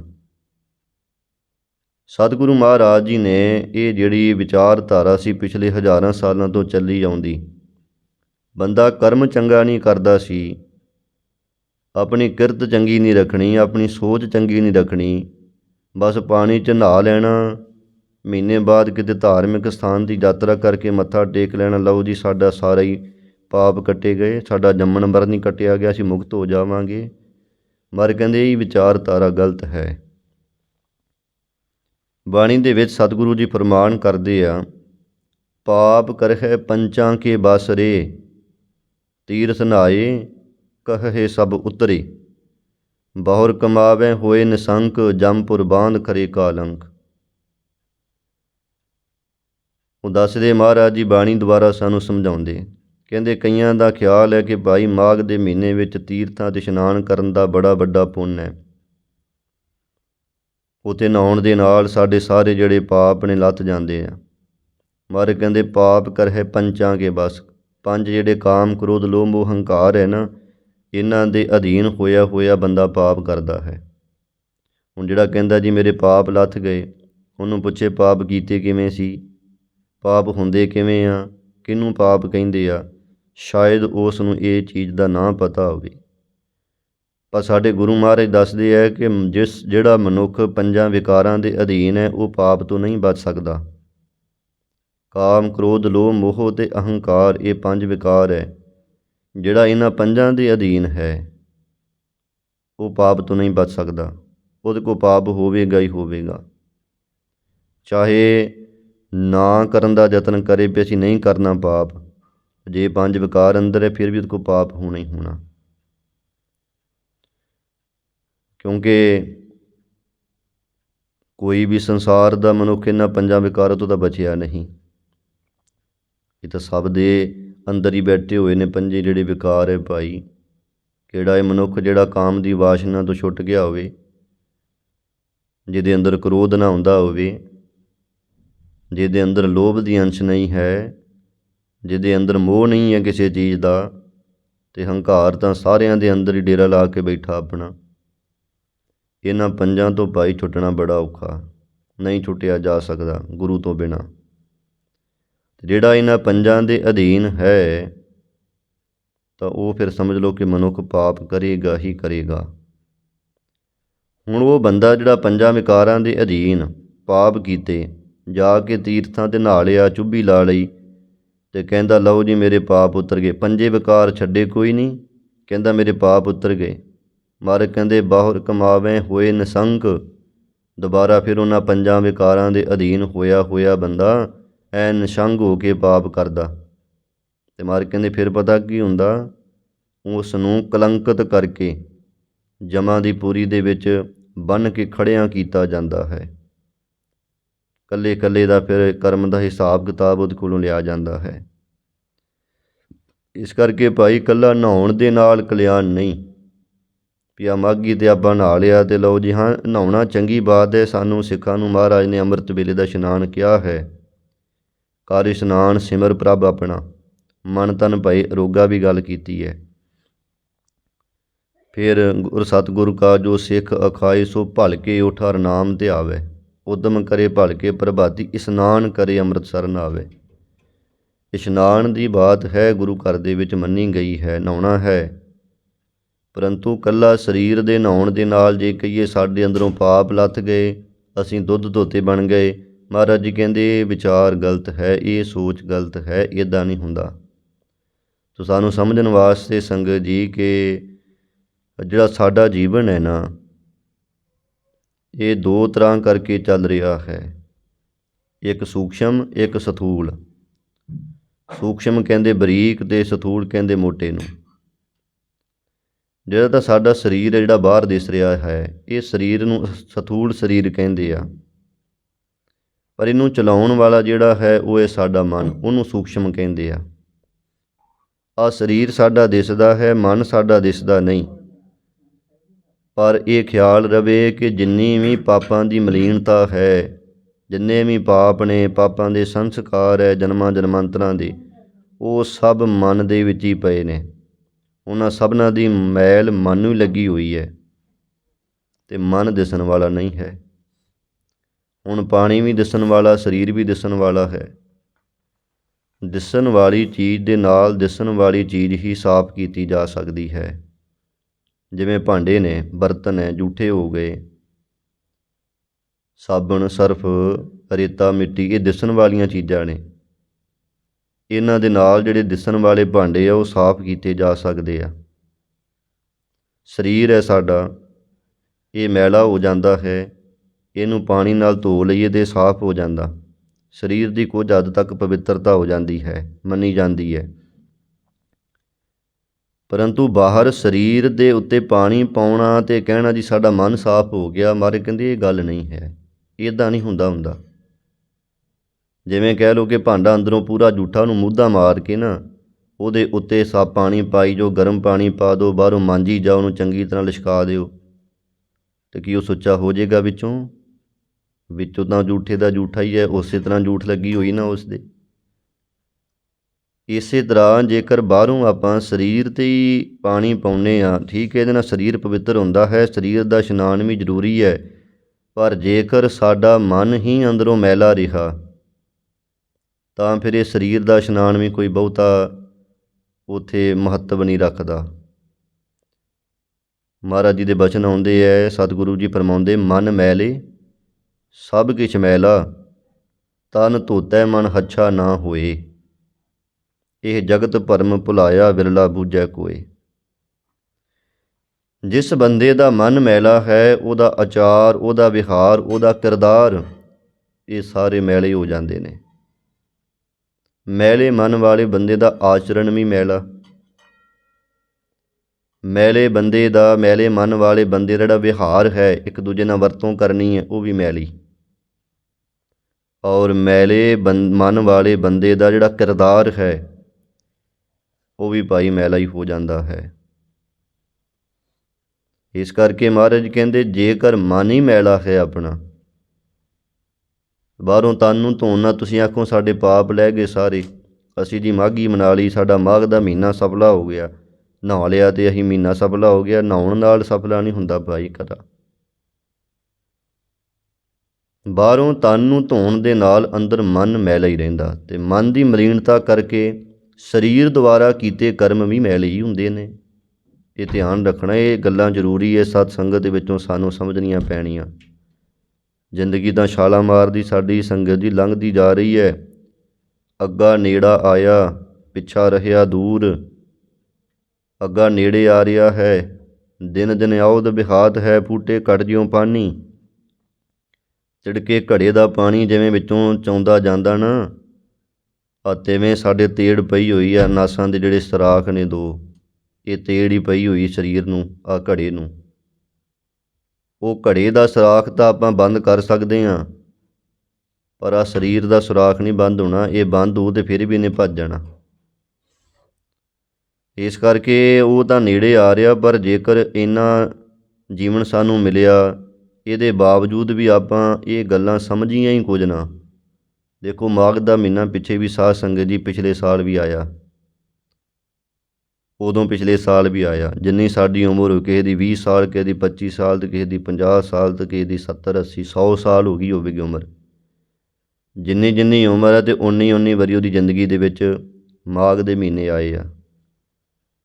ਪਰ ਕੀ ਅਸੀਂ ਮਾਘ ਦੇ ਮਹੀਨੇ ਨੂੰ ਸਫਲ ਕੀਤਾ ਆਪਣੀ ਜ਼ਿੰਦਗੀ 'ਚ? ਇੱਕ ਸਾਲ ਵੀ ਸਫਲ ਕਰ ਸਕੇ ਕਿ ਨਹੀਂ? ਜਿਵੇਂ ਪਿਛਲੇ ਸਾਲ ਮਾਘ ਦੇ ਮਹੀਨੇ 'ਚ ਸਾਡੇ ਸੁਭਾਅ ਸੀ, ਸਾਲ ਹੋ ਗਿਆ, ਕਿ ਅੱਜ ਵੀ ਉਸੇ ਤਰ੍ਹਾਂ ਕਿ ਕੁਝ ਤਬਦੀਲੀ ਹੈ? ਕੀ ਸਾਡੇ ਅੰਦਰੋਂ ਕੁਝ ਮੈਲ ਹਟੀ, ਕੋਈ ਈਰਖਾ ਦਵੈਖ ਰਾਗ ਦੀ ਮੈਲ ਲੱਥੀ ਕਿ ਨਹੀਂ? ਜਿਵੇਂ ਪਿਛਲੇ ਸਾਲ ਅਸੀਂ ਇਹ ਮਾਘ ਦੇ ਮਹੀਨੇ ਦੇ ਵਿੱਚ ਸਾਡਾ ਆਚਾਰ ਸੀ, ਸਾਡਾ ਕਿਰਦਾਰ ਸੀ, ਸਾਡਾ ਵਿਹਾਰ ਸੀ, ਹੁਣ ਵੀ ਉਸੇ ਤਰ੍ਹਾਂ? ਜੇ ਹੁਣ ਵੀ ਉਸੇ ਤਰ੍ਹਾਂ ਤਾਂ ਫਿਰ ਦੱਸੋ ਅਸੀਂ ਕੀ ਖੱਟਿਆ ਅਤੇ ਕੀ ਕਮਾਇਆ? ਫਿਰ ਤਾਂ ਅਸੀਂ ਘਾਟੇ 'ਚ ਜਾ ਰਹੇ ਹਾਂ ਨਾ। ਇਸ ਕਰਕੇ ਗੁਰਬਾਣੀ ਸਮਝ ਦਾ ਵਿਸ਼ਾ ਹੈ। ਇਹ ਮਾਘ ਦੇ ਮਹੀਨੇ ਨੂੰ ਇਕੱਲਾ ਖਾ ਲਿਆ, ਪੀ ਲਿਆ, ਨਹਾ ਲਿਆ, ਇੱਦਾਂ ਨਹੀਂ ਸਫਲਾ ਹੁੰਦਾ। ਗੁਰੂ ਨਾਨਕ ਦੇਵ ਮਹਾਰਾਜ ਜੀ, ਸ੍ਰੀ ਗੁਰੂ ਗ੍ਰੰਥ ਸਾਹਿਬ ਮਹਾਰਾਜ ਜੀ ਇੱਦਾਂ ਨਹੀਂ ਮੰਨਦੇ। ਜੇ ਆਪਾਂ ਗੁਰੂ ਨੂੰ ਮੰਨਣ ਵਾਲੇ ਹਾਂ, ਗੁਰੂ ਗ੍ਰੰਥ ਸਾਹਿਬ ਨੂੰ ਮੱਥਾ ਟੇਕਦੇ ਹਾਂ, ਤਾਂ ਫਿਰ ਗੁਰੂ ਗ੍ਰੰਥ ਸਾਹਿਬ ਨੂੰ ਪੁੱਛਣਾ ਪਏਗਾ ਕਿ ਮਹਾਰਾਜ ਮਾਘੀ ਕਿਵੇਂ ਮਨਾਉਣੀ ਚਾਹੀਦੀ ਆ, ਮਾਘ ਦਾ ਮਹੀਨਾ ਕਿਵੇਂ ਸਫਲਾ ਹੋਵੇ। ਹੁਣ ਤਾਂ ਇੱਥੇ ਕਹਿ ਲਓ ਪੰਜਾਬ 'ਚ ਕੀ ਸਾਰੇ ਸੰਸਾਰ ਜਿੱਥੇ ਵੀ ਸਿੱਖ ਰਹਿੰਦੇ ਆ, ਉਹਨਾਂ ਨੇ ਕੇਵਲ ਇਹ ਮਾਘ ਦੇ ਮਹੀਨੇ ਨੂੰ ਨਹਾਉਣਾ ਅਤੇ ਨਹਾ ਕੇ ਅਤੇ ਕੁਝ ਖਾ ਲਿਆ ਅਤੇ ਕੁਝ ਪੀ ਲਿਆ, ਇੱਥੋਂ ਤੱਕ ਹੀ ਮਹੀਨੇ ਨੂੰ ਸਫਲਾ ਮੰਨਿਆ ਹੈ। ਗੁਰਬਾਣੀ ਦੇ ਕੀ ਬੋਲ, ਜਿਸ ਦਾ ਜੀਵਨ ਬਸ ਇੱਥੋਂ ਤੱਕ ਸਮਝਿਆ ਹੈ, ਮਹਾਰਾਜ ਨੇ ਉਹਨਾਂ ਨੂੰ ਫਿੱਟੇ ਲਾਹਨਤਾਂ ਪਾਈਆਂ ਨੇ। ਸ੍ਰੀ ਗੁਰੂ ਗ੍ਰੰਥ ਸਾਹਿਬ ਜੀ ਨੇ, ਜਿਸ ਬੰਦੇ ਨੇ ਕੇਵਲ ਆਪਣੀ ਜ਼ਿੰਦਗੀ 'ਚ ਬਸ ਖਾ ਲਿਆ, ਪੀ ਲਿਆ, ਹੱਸ ਲਿਆ, ਸੌਂ ਲਿਆ, ਇਹ ਚੀਜ਼ਾਂ ਸਮਝੀਆਂ ਮੁੱਖ, ਮਹਾਰਾਜ ਕਹਿੰਦੇ ਉਹਨੂੰ ਫਿੱਟੇ ਲਾਹਨਤਾਂ ਨੇ। ਸਤਿਗੁਰੂ ਕਹਿੰਦੇ ਖਾਣਾ ਪੀਣਾ ਹੱਸਣਾ ਸੌਣਾ ਵਿਸਰ ਗਿਆ ਹੈ ਮਰਨਾ, ਖਸਮ ਵਿਸਾਰ ਖੁਆਰੀ ਕੀਨੀ ਧ੍ਰਿਗ ਜੀਵਨ ਨਹੀਂ ਰਹਿਣਾ। ਧ੍ਰਿਗ ਦਾ ਅਰਥ ਹੈ, ਜੇਕਰ ਆਪਾਂ ਕਿਸੇ ਨੂੰ 100 ਵਾਰੀ ਫਿੱਟੇ ਮੂੰਹ ਕਹੀਏ ਨਾ, ਇੱਕ ਲਾਹਨਤ ਬਣਦੀ ਹੈ। ਇਹ ਸ਼ਬਦ ਨੇ ਨਾ ਆਪਣੀ ਪੰਜਾਬੀ ਭਾਸ਼ਾ ਦੇ, ਕਿਸੇ ਨੂੰ ਆਪਾਂ ਫਿੱਟੇ ਮੂੰਹ ਕਹਿ ਦਿੰਦੇ ਹਾਂ ਅਤੇ ਕਈ ਵਾਰੀ ਆਪਾਂ ਲਾਹਨਤ ਦਾ ਸ਼ਬਦ ਵਰਤਦੇ ਹਾਂ ਵੀ ਲਾਹਨਤ ਹੈ ਤੈਨੂੰ। 100 ਵਾਰੀ ਫਿੱਟੇ ਮੂੰਹ ਕਹੀਏ ਅਤੇ ਇੱਕ ਲਾਹਨਤ ਬਣਦੀ ਹੈ, ਅਤੇ 100 ਵਾਰੀ ਕਿਸੇ ਨੂੰ ਲਾਹਨਤਾਂ ਪਾ ਦਈਏ ਤਾਂ ਫਿਰ ਇੱਕ ਧ੍ਰਿਗ ਬਣਦਾ ਹੈ। ਅਤੇ ਗੁਰਬਾਣੀ 'ਚ ਮਹਾਰਾਜ ਨੇ ਉਹਨਾਂ ਵਾਸਤੇ ਤ੍ਰਿਕਾਰ ਸ਼ਬਦ ਵਰਤਿਆ ਵੀ ਤ੍ਰਿਕਾਰ ਹੈ ਤੁਹਾਡੀ ਜ਼ਿੰਦਗੀ 'ਤੇ, ਜਿਨ੍ਹਾਂ ਨੇ ਕੇਵਲ ਆਪਣਾ ਜੀਵਨ ਬਸ ਖਾ ਲਿਆ, ਪੀ ਲਿਆ, ਸੌਂ ਲਿਆ, ਹੱਸ ਲਿਆ, ਖੇਡ ਲਿਆ, ਇੱਥੋਂ ਤੱਕ ਹੀ ਸੀਮਿਤ ਸਮਝਿਆ ਹੈ। ਤੋ ਭਾਈ ਵੇਖੀਏ ਹੁਣ ਆਪਾਂ ਵੀ ਇਕੱਲਾ ਖਾ ਪੀ ਕੇ ਹੀ ਆਪਣਾ ਮਹੀਨਾ ਸਫਲਾ ਹੋਊ ਮਾਘੀ ਦਾ, ਕਿ ਜਾਂ ਗੁਰੂ ਨਾਨਕ ਦੀ ਵਿਚਾਰਧਾਰਾ ਦੇ ਨਾਲ ਸਾਡਾ ਮਹੀਨਾ ਸਫਲਾ ਹੋਵੇਗਾ। ਗੁਰੂ ਨਾਨਕ ਦੀ ਵਿਚਾਰਧਾਰਾ ਨੇ ਸਾਡਾ ਮਹੀਨਾ ਸਫਲਾ ਕਰਨਾ, ਉੱਦਾਂ ਨਹੀਂ ਸਫਲਾ ਹੋਣਾ ਹੈ ਇਹ। ਤੋ ਆਪਾਂ ਵਿਚਾਰ ਕਰਦੇ ਸਾਂ ਮਹਾਰਾਜ ਜੀ ਦਾ ਫਰਮਾਨ, ਇਕੱਲਾ ਤਨ ਧੋ ਲੈਣ ਦੇ ਨਾਲ ਮਨ ਸਾਫ਼ ਨਹੀਂ ਹੁੰਦਾ, ਅਤੇ ਜਿੰਨਾ ਚਿਰ ਮਨ ਸਾਫ਼ ਨਹੀਂ ਉਹਨਾਂ ਚਿਰ ਸਰੀਰ ਕਰਕੇ ਕੀਤੇ ਸਾਡੇ ਕਰਮ ਵੀ ਸਫਲੇ ਨਹੀਂ ਹਨ। ਮੈਲੇ ਮਨ ਦੇ ਨਾਲ ਕੀਤੀ ਹੋਈ ਸੇਵਾ ਵੀ ਸਫਲੀ ਨਹੀਂ ਹੈ। ਗੁਰੂ ਘਰ ਦੇ ਵਿੱਚ ਆਪਾਂ ਸੇਵਾ ਕਰਦੇ ਹਾਂ, ਬੜੀ ਵੱਡੀ ਭਾਈ ਇਹ ਦਾਤ ਹੈ। ਸੇਵਾ ਕਰਕੇ ਸਾਰੀਆਂ ਬਰਕਤਾਂ ਝੋਲੀ 'ਚ ਪੈ ਜਾਂਦੀਆਂ ਨੇ, ਪਰ ਖਿਆਲ ਰਵੇ ਕਿ ਜੇ ਮੈਲੇ ਮਨ ਨਾਲ ਸੇਵਾ ਕਰ ਲਈ ਫਿਰ ਉਹ ਸਫਲੀ ਨਹੀਂ ਹੁੰਦੀ ਹੈ। ਆ ਹੁਣ ਮਹੀਨਾ ਬੱਚੇ ਨੌਜਵਾਨ ਇਕੱਠੇ ਹੋ ਕੇ ਇੱਥੇ ਮਹਾਂਪੁਰਖਾਂ ਦੇ ਸਥਾਨਾਂ 'ਤੇ ਸੇਵਾ ਕਰਦੇ ਆ ਨਾ, ਲੰਗਰ ਵਿੱਚ ਸੰਗਤਾਂ ਵਾਸਤੇ ਉਹਨਾਂ ਜਲ ਪਾਣੀ ਤਿਆਰ ਕਰਨੇ ਆ, ਆਪ ਵੀ ਰਲ ਮਿਲ ਕਰਕੇ ਸਾਰੇ ਇੱਥੇ ਸੰਗਤਾਂ ਸੇਵਾ ਕਰਦੇ ਹੋ, ਉਹਨਾਂ ਵਾਸਤੇ ਵੀ ਇਹ ਜ਼ਰੂਰੀ ਬਾਤ, ਸਮਝਣ ਵਾਲੀ ਬਾਤ। ਕਿਤੇ ਇਹ ਨਾ ਹੋਵੇ ਕਿ ਬੰਦਾ ਤੁਰਿਆ ਤਾਂ ਬਹੁਤ ਪਰ ਮੰਜ਼ਿਲ 'ਤੇ ਪਹੁੰਚਿਆ ਹੀ ਨਾ। ਵੀ ਸਾਰਾ ਮਹੀਨਾ ਹੁਣ ਅਸੀਂ ਇੱਕ ਤਾਂ ਨੀਂਦ ਵੀ ਛੱਡੀ, ਠੰਡ ਦੇ ਵਿੱਚ ਉੱਠ ਕੇ ਨਹਾਤੇ, ਗੁਰਦੁਆਰੇ ਵੀ ਆਏ, ਇੱਥੇ ਆ ਕੇ ਸੰਗਤਾਂ ਵਾਸਤੇ ਚਾਹ ਪਾਣੀ ਜੋ ਕੁਝ ਵੀ ਸੇਵਾ ਕੀਤੀ ਵੀ, ਪਰ ਥਾਂ ਫਿਰ ਵੀ ਕੁਝ ਨਾ ਪਿਆ, ਅਤੇ ਦੱਸੋ ਫਿਰ ਅਸੀਂ ਲਾਭ ਕੀ ਖੱਟਿਆ। ਤੋ ਇਹ ਵਿਚਾਰਾਂ ਨੇ ਕੁਝ ਪੁਆਇੰਟ ਜਿਨ੍ਹਾਂ ਕਰਕੇ ਸਾਡੀ ਥੋੜ੍ਹੀ ਕੀਤੀ ਸੇਵਾ ਵੀ ਬਹੁਤੀ ਕਰਕੇ ਸਫਲੀ ਹੋਵੇ। ਆਹ ਚੀਜ਼ਾਂ ਨੇ ਕੁਝ ਸਮਝਾਉਣ ਵਾਲੀਆਂ। ਜਿੰਨਾ ਚਿਰ ਇਹ ਚੀਜ਼ਾਂ ਨਹੀਂ ਸਮਝ ਪੈਂਦੀਆਂ ਉਹਨਾਂ ਚਿਰ ਤੱਕ ਸਾਡਾ ਇਹ ਸੇਵਾ ਵੀ ਗੁਰੂ ਘਰ 'ਚ ਕੀਤੀ ਸਫਲੀ ਨਹੀਂ। ਤੋ ਖਿਆਲ ਕਰੀਏ, ਮਨ ਮੈਲਾ, ਜਿੰਨਾ ਚਿਰ ਮਨ ਹੀ ਮੈਲਾ ਹੈ, ਮੈਲੇ ਮਨ ਦੇ ਨਾਲ ਕੋਈ ਲੰਗਰ ਬਣਾ ਰਿਹਾ, ਮੈਲੇ ਮਨ ਦੇ ਨਾਲ ਕੋਈ ਚਾਹ ਪਾਣੀ ਬਣਾ ਰਿਹਾ, ਕੋਈ ਵਰਤਾ ਰਿਹਾ ਹੈ, ਉਹਦਾ ਇਹ ਵਰਤਾਉਣਾ ਵੀ ਭਾਈ ਸਫਲਾ ਨਹੀਂ ਹੈ। ਜੇ ਮਨ ਹੁਣ ਜਿਵੇਂ ਕਹਿ ਲਓ ਭਾਂਡਾ ਵਿੱਚੋਂ ਸੰਗਤ ਜੀ ਲਿਬੜਿਆ ਹੋਵੇ, ਲਿਬੜੇ ਭਾਂਡੇ 'ਚ ਲੈ ਆਓ ਵੀ ਦੁੱਧ ਪਵਾ ਲਓ, ਦੁੱਧ ਪਵਾਓ 200 ਰੁਪਈਏ ਕਿਲੋ ਪਵਾ ਲਓ, ਚਲੋ ਇੰਨਾ ਹੈ ਨਹੀਂ ਹੈ। ਕੋਈ ਆਖੇ ਜੀ ਆਹ ਦੁੱਧ ਬਹੁਤ ਜ਼ਿਆਦਾ ਵਧੀਆ, ਬੜੀ ਇਹਦੀ ਫੈਂਟ ਹੈ, 200 ਰੁਪਈਏ ਪਵਾ ਲਓ, ਚਾਹੇ ਉਹਦੇ ਵਿੱਚ ਉਹਨੇ ਖਰਾਬ ਹੀ ਹੋਣਾ ਜੇ ਭਾਂਡਾ ਹੀ ਵਿੱਚੋਂ ਮੈਲਾ ਹੈ। ਜੇ ਮਨ ਹੀ ਮੈਲਾ ਤਾਂ ਚਾਹੇ ਜਿੰਨਾ ਮਰਜ਼ੀ ਆਪਾਂ ਚੰਗਾ ਕਰਮ ਕਰ ਲਈਏ ਬਾਹਰੀ ਤੌਰ 'ਤੇ, ਉਹ ਸਫਲ ਨਹੀਂ ਹੁੰਦਾ। ਇਸ ਕਰਕੇ ਇਹ ਗੱਲਾਂ ਨੂੰ ਸਮਝਣਾ ਭਾਈ, ਮਾਘ ਦੇ ਮਹੀਨੇ ਵਿੱਚ ਬੜਾ ਵੱਡਾ ਮਹਾਰਾਜ ਜੀ ਦਾ ਸਾਨੂੰ ਉਪਦੇਸ਼ ਹੈ। ਕਿਉਂਕਿ ਜਿੰਨਾ ਚਿਰ ਮਨ ਮੈਲਾ, ਬੰਦੇ ਦਾ ਆਚਾਰ, ਬੰਦੇ ਦਾ ਵਿਹਾਰ, ਬੰਦੇ ਦਾ ਕਰਤਾਰ, ਇਹ ਸਾਰੇ ਮੈਲੇ ਰਹਿੰਦੇ ਨੇ। ਭਗਤ ਕਬੀਰ ਸਾਹਿਬ ਜੀ ਦੇ ਕੋਲੇ ਆ ਗਿਆ ਕੋਈ, ਕਹਿੰਦਾ ਕਬੀਰ ਜੀ ਤੁਹਾਡੀ ਵਿਚਾਰਧਾਰਾ ਤਾਂ ਸਾਡੇ ਨਾਲ ਮਿਲਦੀ ਜੁਲਦੀ ਹੋਈ ਹੈ, ਚਲੋ ਆਓ ਤੁਹਾਨੂੰ ਯਾਤਰਾ ਕਰਾ ਲਈਏ, 68 ਤੀਰਥਾਂ 'ਤੇ ਇਸ਼ਨਾਨ ਕਰਨ ਚੱਲੇ ਹਾਂ। ਹਿੰਦੂ ਮੱਤ ਵਿੱਚ 68 ਤੀਰਥਾਂ ਦਾ ਇਸ਼ਨਾਨ ਬੜਾ ਵੱਡਾ ਮੰਨਿਆ ਜਾਂਦਾ ਹੈ। ਅਤੇ ਕਬੀਰ ਸਾਹਿਬ ਜੀ ਕਹਿੰਦੇ ਜੀ ਵੀ ਆਪਣੇ ਕੋਲੇ ਤਾਂ ਭਾਈ ਸਮਾਂ ਨਹੀਂ ਆ, ਗ੍ਰਸਤੀ ਬੰਦੇ ਆ, ਕੰਮ ਕਰਾਂਗੇ ਅਤੇ ਪਰਿਵਾਰ ਦਾ ਗੁਜ਼ਾਰਾ ਚੱਲਣਾ। ਤੁਸੀਂ ਐਂ ਕਰੋ, ਆ ਕੌੜ ਤੁੰਬੀ ਲੈ ਜਾਓ, ਲੋਕੀ ਇਹਨੂੰ ਕਹਿ ਜਾਂਦੇ, ਕੌੜ ਤੁੰਬੀ ਜੀ ਹੁੰਦੀ ਇੱਕ ਤਰ੍ਹਾਂ ਦੀ, ਕਹਿੰਦੇ ਜੀ ਆਹ ਲੈ ਜਾਓ, ਅਤੇ ਜਿੱਥੇ ਤੁਸੀਂ ਇਸ਼ਨਾਨ ਕਰੋਗੇ ਤੀਰਥ ਵਿੱਚ ਚੁੱਭੀ ਲਾਓਗੇ, ਉੱਥੇ ਇਹਨੂੰ ਵੀ ਨਾਲ ਚੁੱਭੀ ਦਬਾ ਲਿਆਉਣੀ। ਉਹ ਹੱਸ ਗਏ ਅਤੇ ਚਲੋ ਲੈ ਗਏ ਜੀ, ਠੀਕ ਹੈ। ਗਏ, ਕਈ ਸਾਲਾਂ ਬਾਅਦ ਮੁੜੇ, ਸਾਲ ਲੱਗ ਗਿਆ ਉਹ ਹੋ ਸਕਦਾ ਉਹਨਾਂ ਨੂੰ, ਕਿਉਂਕਿ ਉਹਨਾਂ ਸਮਿਆਂ 'ਚ ਔਖਾ ਸੀ ਜਾਣਾ ਆਉਣਾ। ਕਹਿੰਦੇ ਲਿਆ ਕੇ ਨਾ ਠਾਠ ਤੀਰਥਾਂ ਦੀ ਉਹ ਕੌੜ ਤੁੰਬੀ ਜੀ, ਲਿਆ ਕੇ ਜਦੋਂ ਕਬੀਰ ਸਾਹਿਬ ਜੀ ਨੂੰ ਫੜਾਈ, ਕਹਿੰਦੇ ਲਓ ਜੀ ਅਸੀਂ ਇਸ਼ਨਾਨ ਕਰ ਆਏ ਹਾਂ। ਕਬੀਰ ਸਾਹਿਬ ਜੀ ਕਹਿੰਦੇ ਲਓ ਜੀ ਤੁਹਾਡਾ ਫਿਰ ਕੋਈ ਭੰਡਾਰਾ ਕਰੀਏ, ਬੈਠੋ। ਲੰਗਰ ਪਾਣੀ ਬਣਾ ਦਿੱਤੇ, ਅਤੇ ਫਿਰ ਉਹਦੀ ਕੌੜ ਤੁੰਬੀ ਜੀ ਸੀ ਨਾ, ਉਹ ਕੁੱਟ ਕੱਟ ਕੇ ਚੰਗੀ ਤਰ੍ਹਾਂ ਉਹਦੀ ਚਟਨੀ ਜੀ ਬਣਾ ਦਿੱਤੀ, ਕੁਝ ਹੋਰ ਚੀਜ਼ਾਂ ਵਿੱਚ ਪਾ ਕੇ, ਅਤੇ ਨਾਲ ਜਦੋਂ ਉਹਨਾਂ ਨੂੰ ਖਵਾਈ, ਅਤੇ ਇੱਕ ਜਦੋਂ ਬੁਰਕੀ ਚਟਨੀ ਦੇ ਨਾਲ ਲਾਈ, ਅਤੇ ਉਹ ਰੋਟੀ ਪਹਿਲੀ ਖਾਧੀ ਵੀ ਬਾਹਰ ਨੂੰ ਨਿਕਲੇ, ਇੰਨੀ ਕੌੜੀ। ਲੱਗ ਪਏ ਬੋਲਣ ਕਬੀਰ ਸਾਹਿਬ ਜੀ ਨੂੰ ਵੀ ਇਹ ਕੀ ਤੁਸੀਂ ਸਾਡੇ ਨਾਲ ਮਜ਼ਾਕ ਕੀਤਾ ਹੈ। ਕਬੀਰ ਸਾਹਿਬ ਜੀ ਹੱਸ ਕੇ ਕਹਿੰਦੇ ਕਿ ਬਸ ਆਹੀ ਤੁਹਾਨੂੰ ਦੱਸਣਾ ਚਾਹੁੰਦੇ ਹਾਂ। ਕਹਿੰਦੇ ਨਾ ਤਾਂ ਇਹ ਕੌੜ ਤੁੰਬੀ ਨੇ ਠਾਠ ਤੀਰਥਾਂ 'ਤੇ ਨਹਾ ਕੇ ਆਪਣਾ ਸੁਭਾਅ ਬਦਲਿਆ, ਅਤੇ ਨਾ ਤੁਸੀਂ ਆਪਣਾ ਸੁਭਾਅ ਬਦਲਿਆ। ਸਮਾਂ ਹੀ ਖਰਾਬ ਕੀਤਾ, ਲਾਭ ਕੁਝ ਨਹੀਂ ਮਿਲਿਆ। ਲੋਕੀ 68 ਤੀਰਥ ਨਹਾਈ, ਕੌਰਾਪਨ ਤਊ ਨਾ ਜਾਈ। ਕੌੜ ਤੁੰਬੀ ਨੂੰ ਇੱਕ ਦੋ ਕੀ ਠਾਠ ਤੀਰਥਾਂ 'ਤੇ ਨਵਾ ਲਓ, ਉਹਦੀ ਕੁੜੱਤਣ ਤਾਂ ਵੀ ਨਹੀਂ ਜਾਂਦੀ। ਪਰ ਕਹਿੰਦੇ ਇੱਦਾਂ ਹੀ ਭਾਈ, ਜੇਕਰ ਇਕੱਲਾ ਸਰੀਰ ਨੂੰ ਹੀ ਠਾਠ ਤੀਰਥਾਂ 'ਤੇ ਇਸ਼ਨਾਨ ਕਰਵਾ ਲਿਆ, ਜਿਹੜੀ ਮਨ ਦੀ ਕੁੜੱਤਣ ਸੀ ਉਹ ਤਾਂ ਨਿਕਲੀ ਨਾ। ਮਨ ਦੀ ਕੁੜੱਤਣ ਤਾਂ ਦੂਰ ਹੋਈ ਨਾ, ਫਿਰ ਮਨ ਦੀ ਮੈਲ, ਮਨ ਦਾ ਕੌੜਾਪਨ ਹੁਣ ਇਹ ਦੂਰ ਕਿਵੇਂ ਹੋਵੇ। ਤਾਂ ਮਹਾਰਾਜ ਜੀ ਦੇ ਬਾਣੀ ਵਿੱਚ ਪ੍ਰਮਾਣ ਆਉਂਦੇ ਆ, ਦੋ ਕੁ ਤਰੀਕੇ ਆ ਮਨ ਨੂੰ ਸਾਫ਼ ਕਰਨ ਦੇ, ਮਨ ਦੀ ਮੈਲ ਨੂੰ ਸਾਫ਼ ਕਰਨ ਦੇ, ਜੋ ਕਿ ਆ ਮਾਘ ਦੇ ਮਹੀਨੇ 'ਚ ਸਾਨੂੰ ਸਤਿਗੁਰੂ ਜੀ ਦੱਸ ਰਹੇ ਨੇ। ਇੱਕ ਤਾਂ ਹੈ ਕਿ ਨਾਮ ਦੇ ਵਿੱਚ ਜੁੜ ਜਾਣਾ।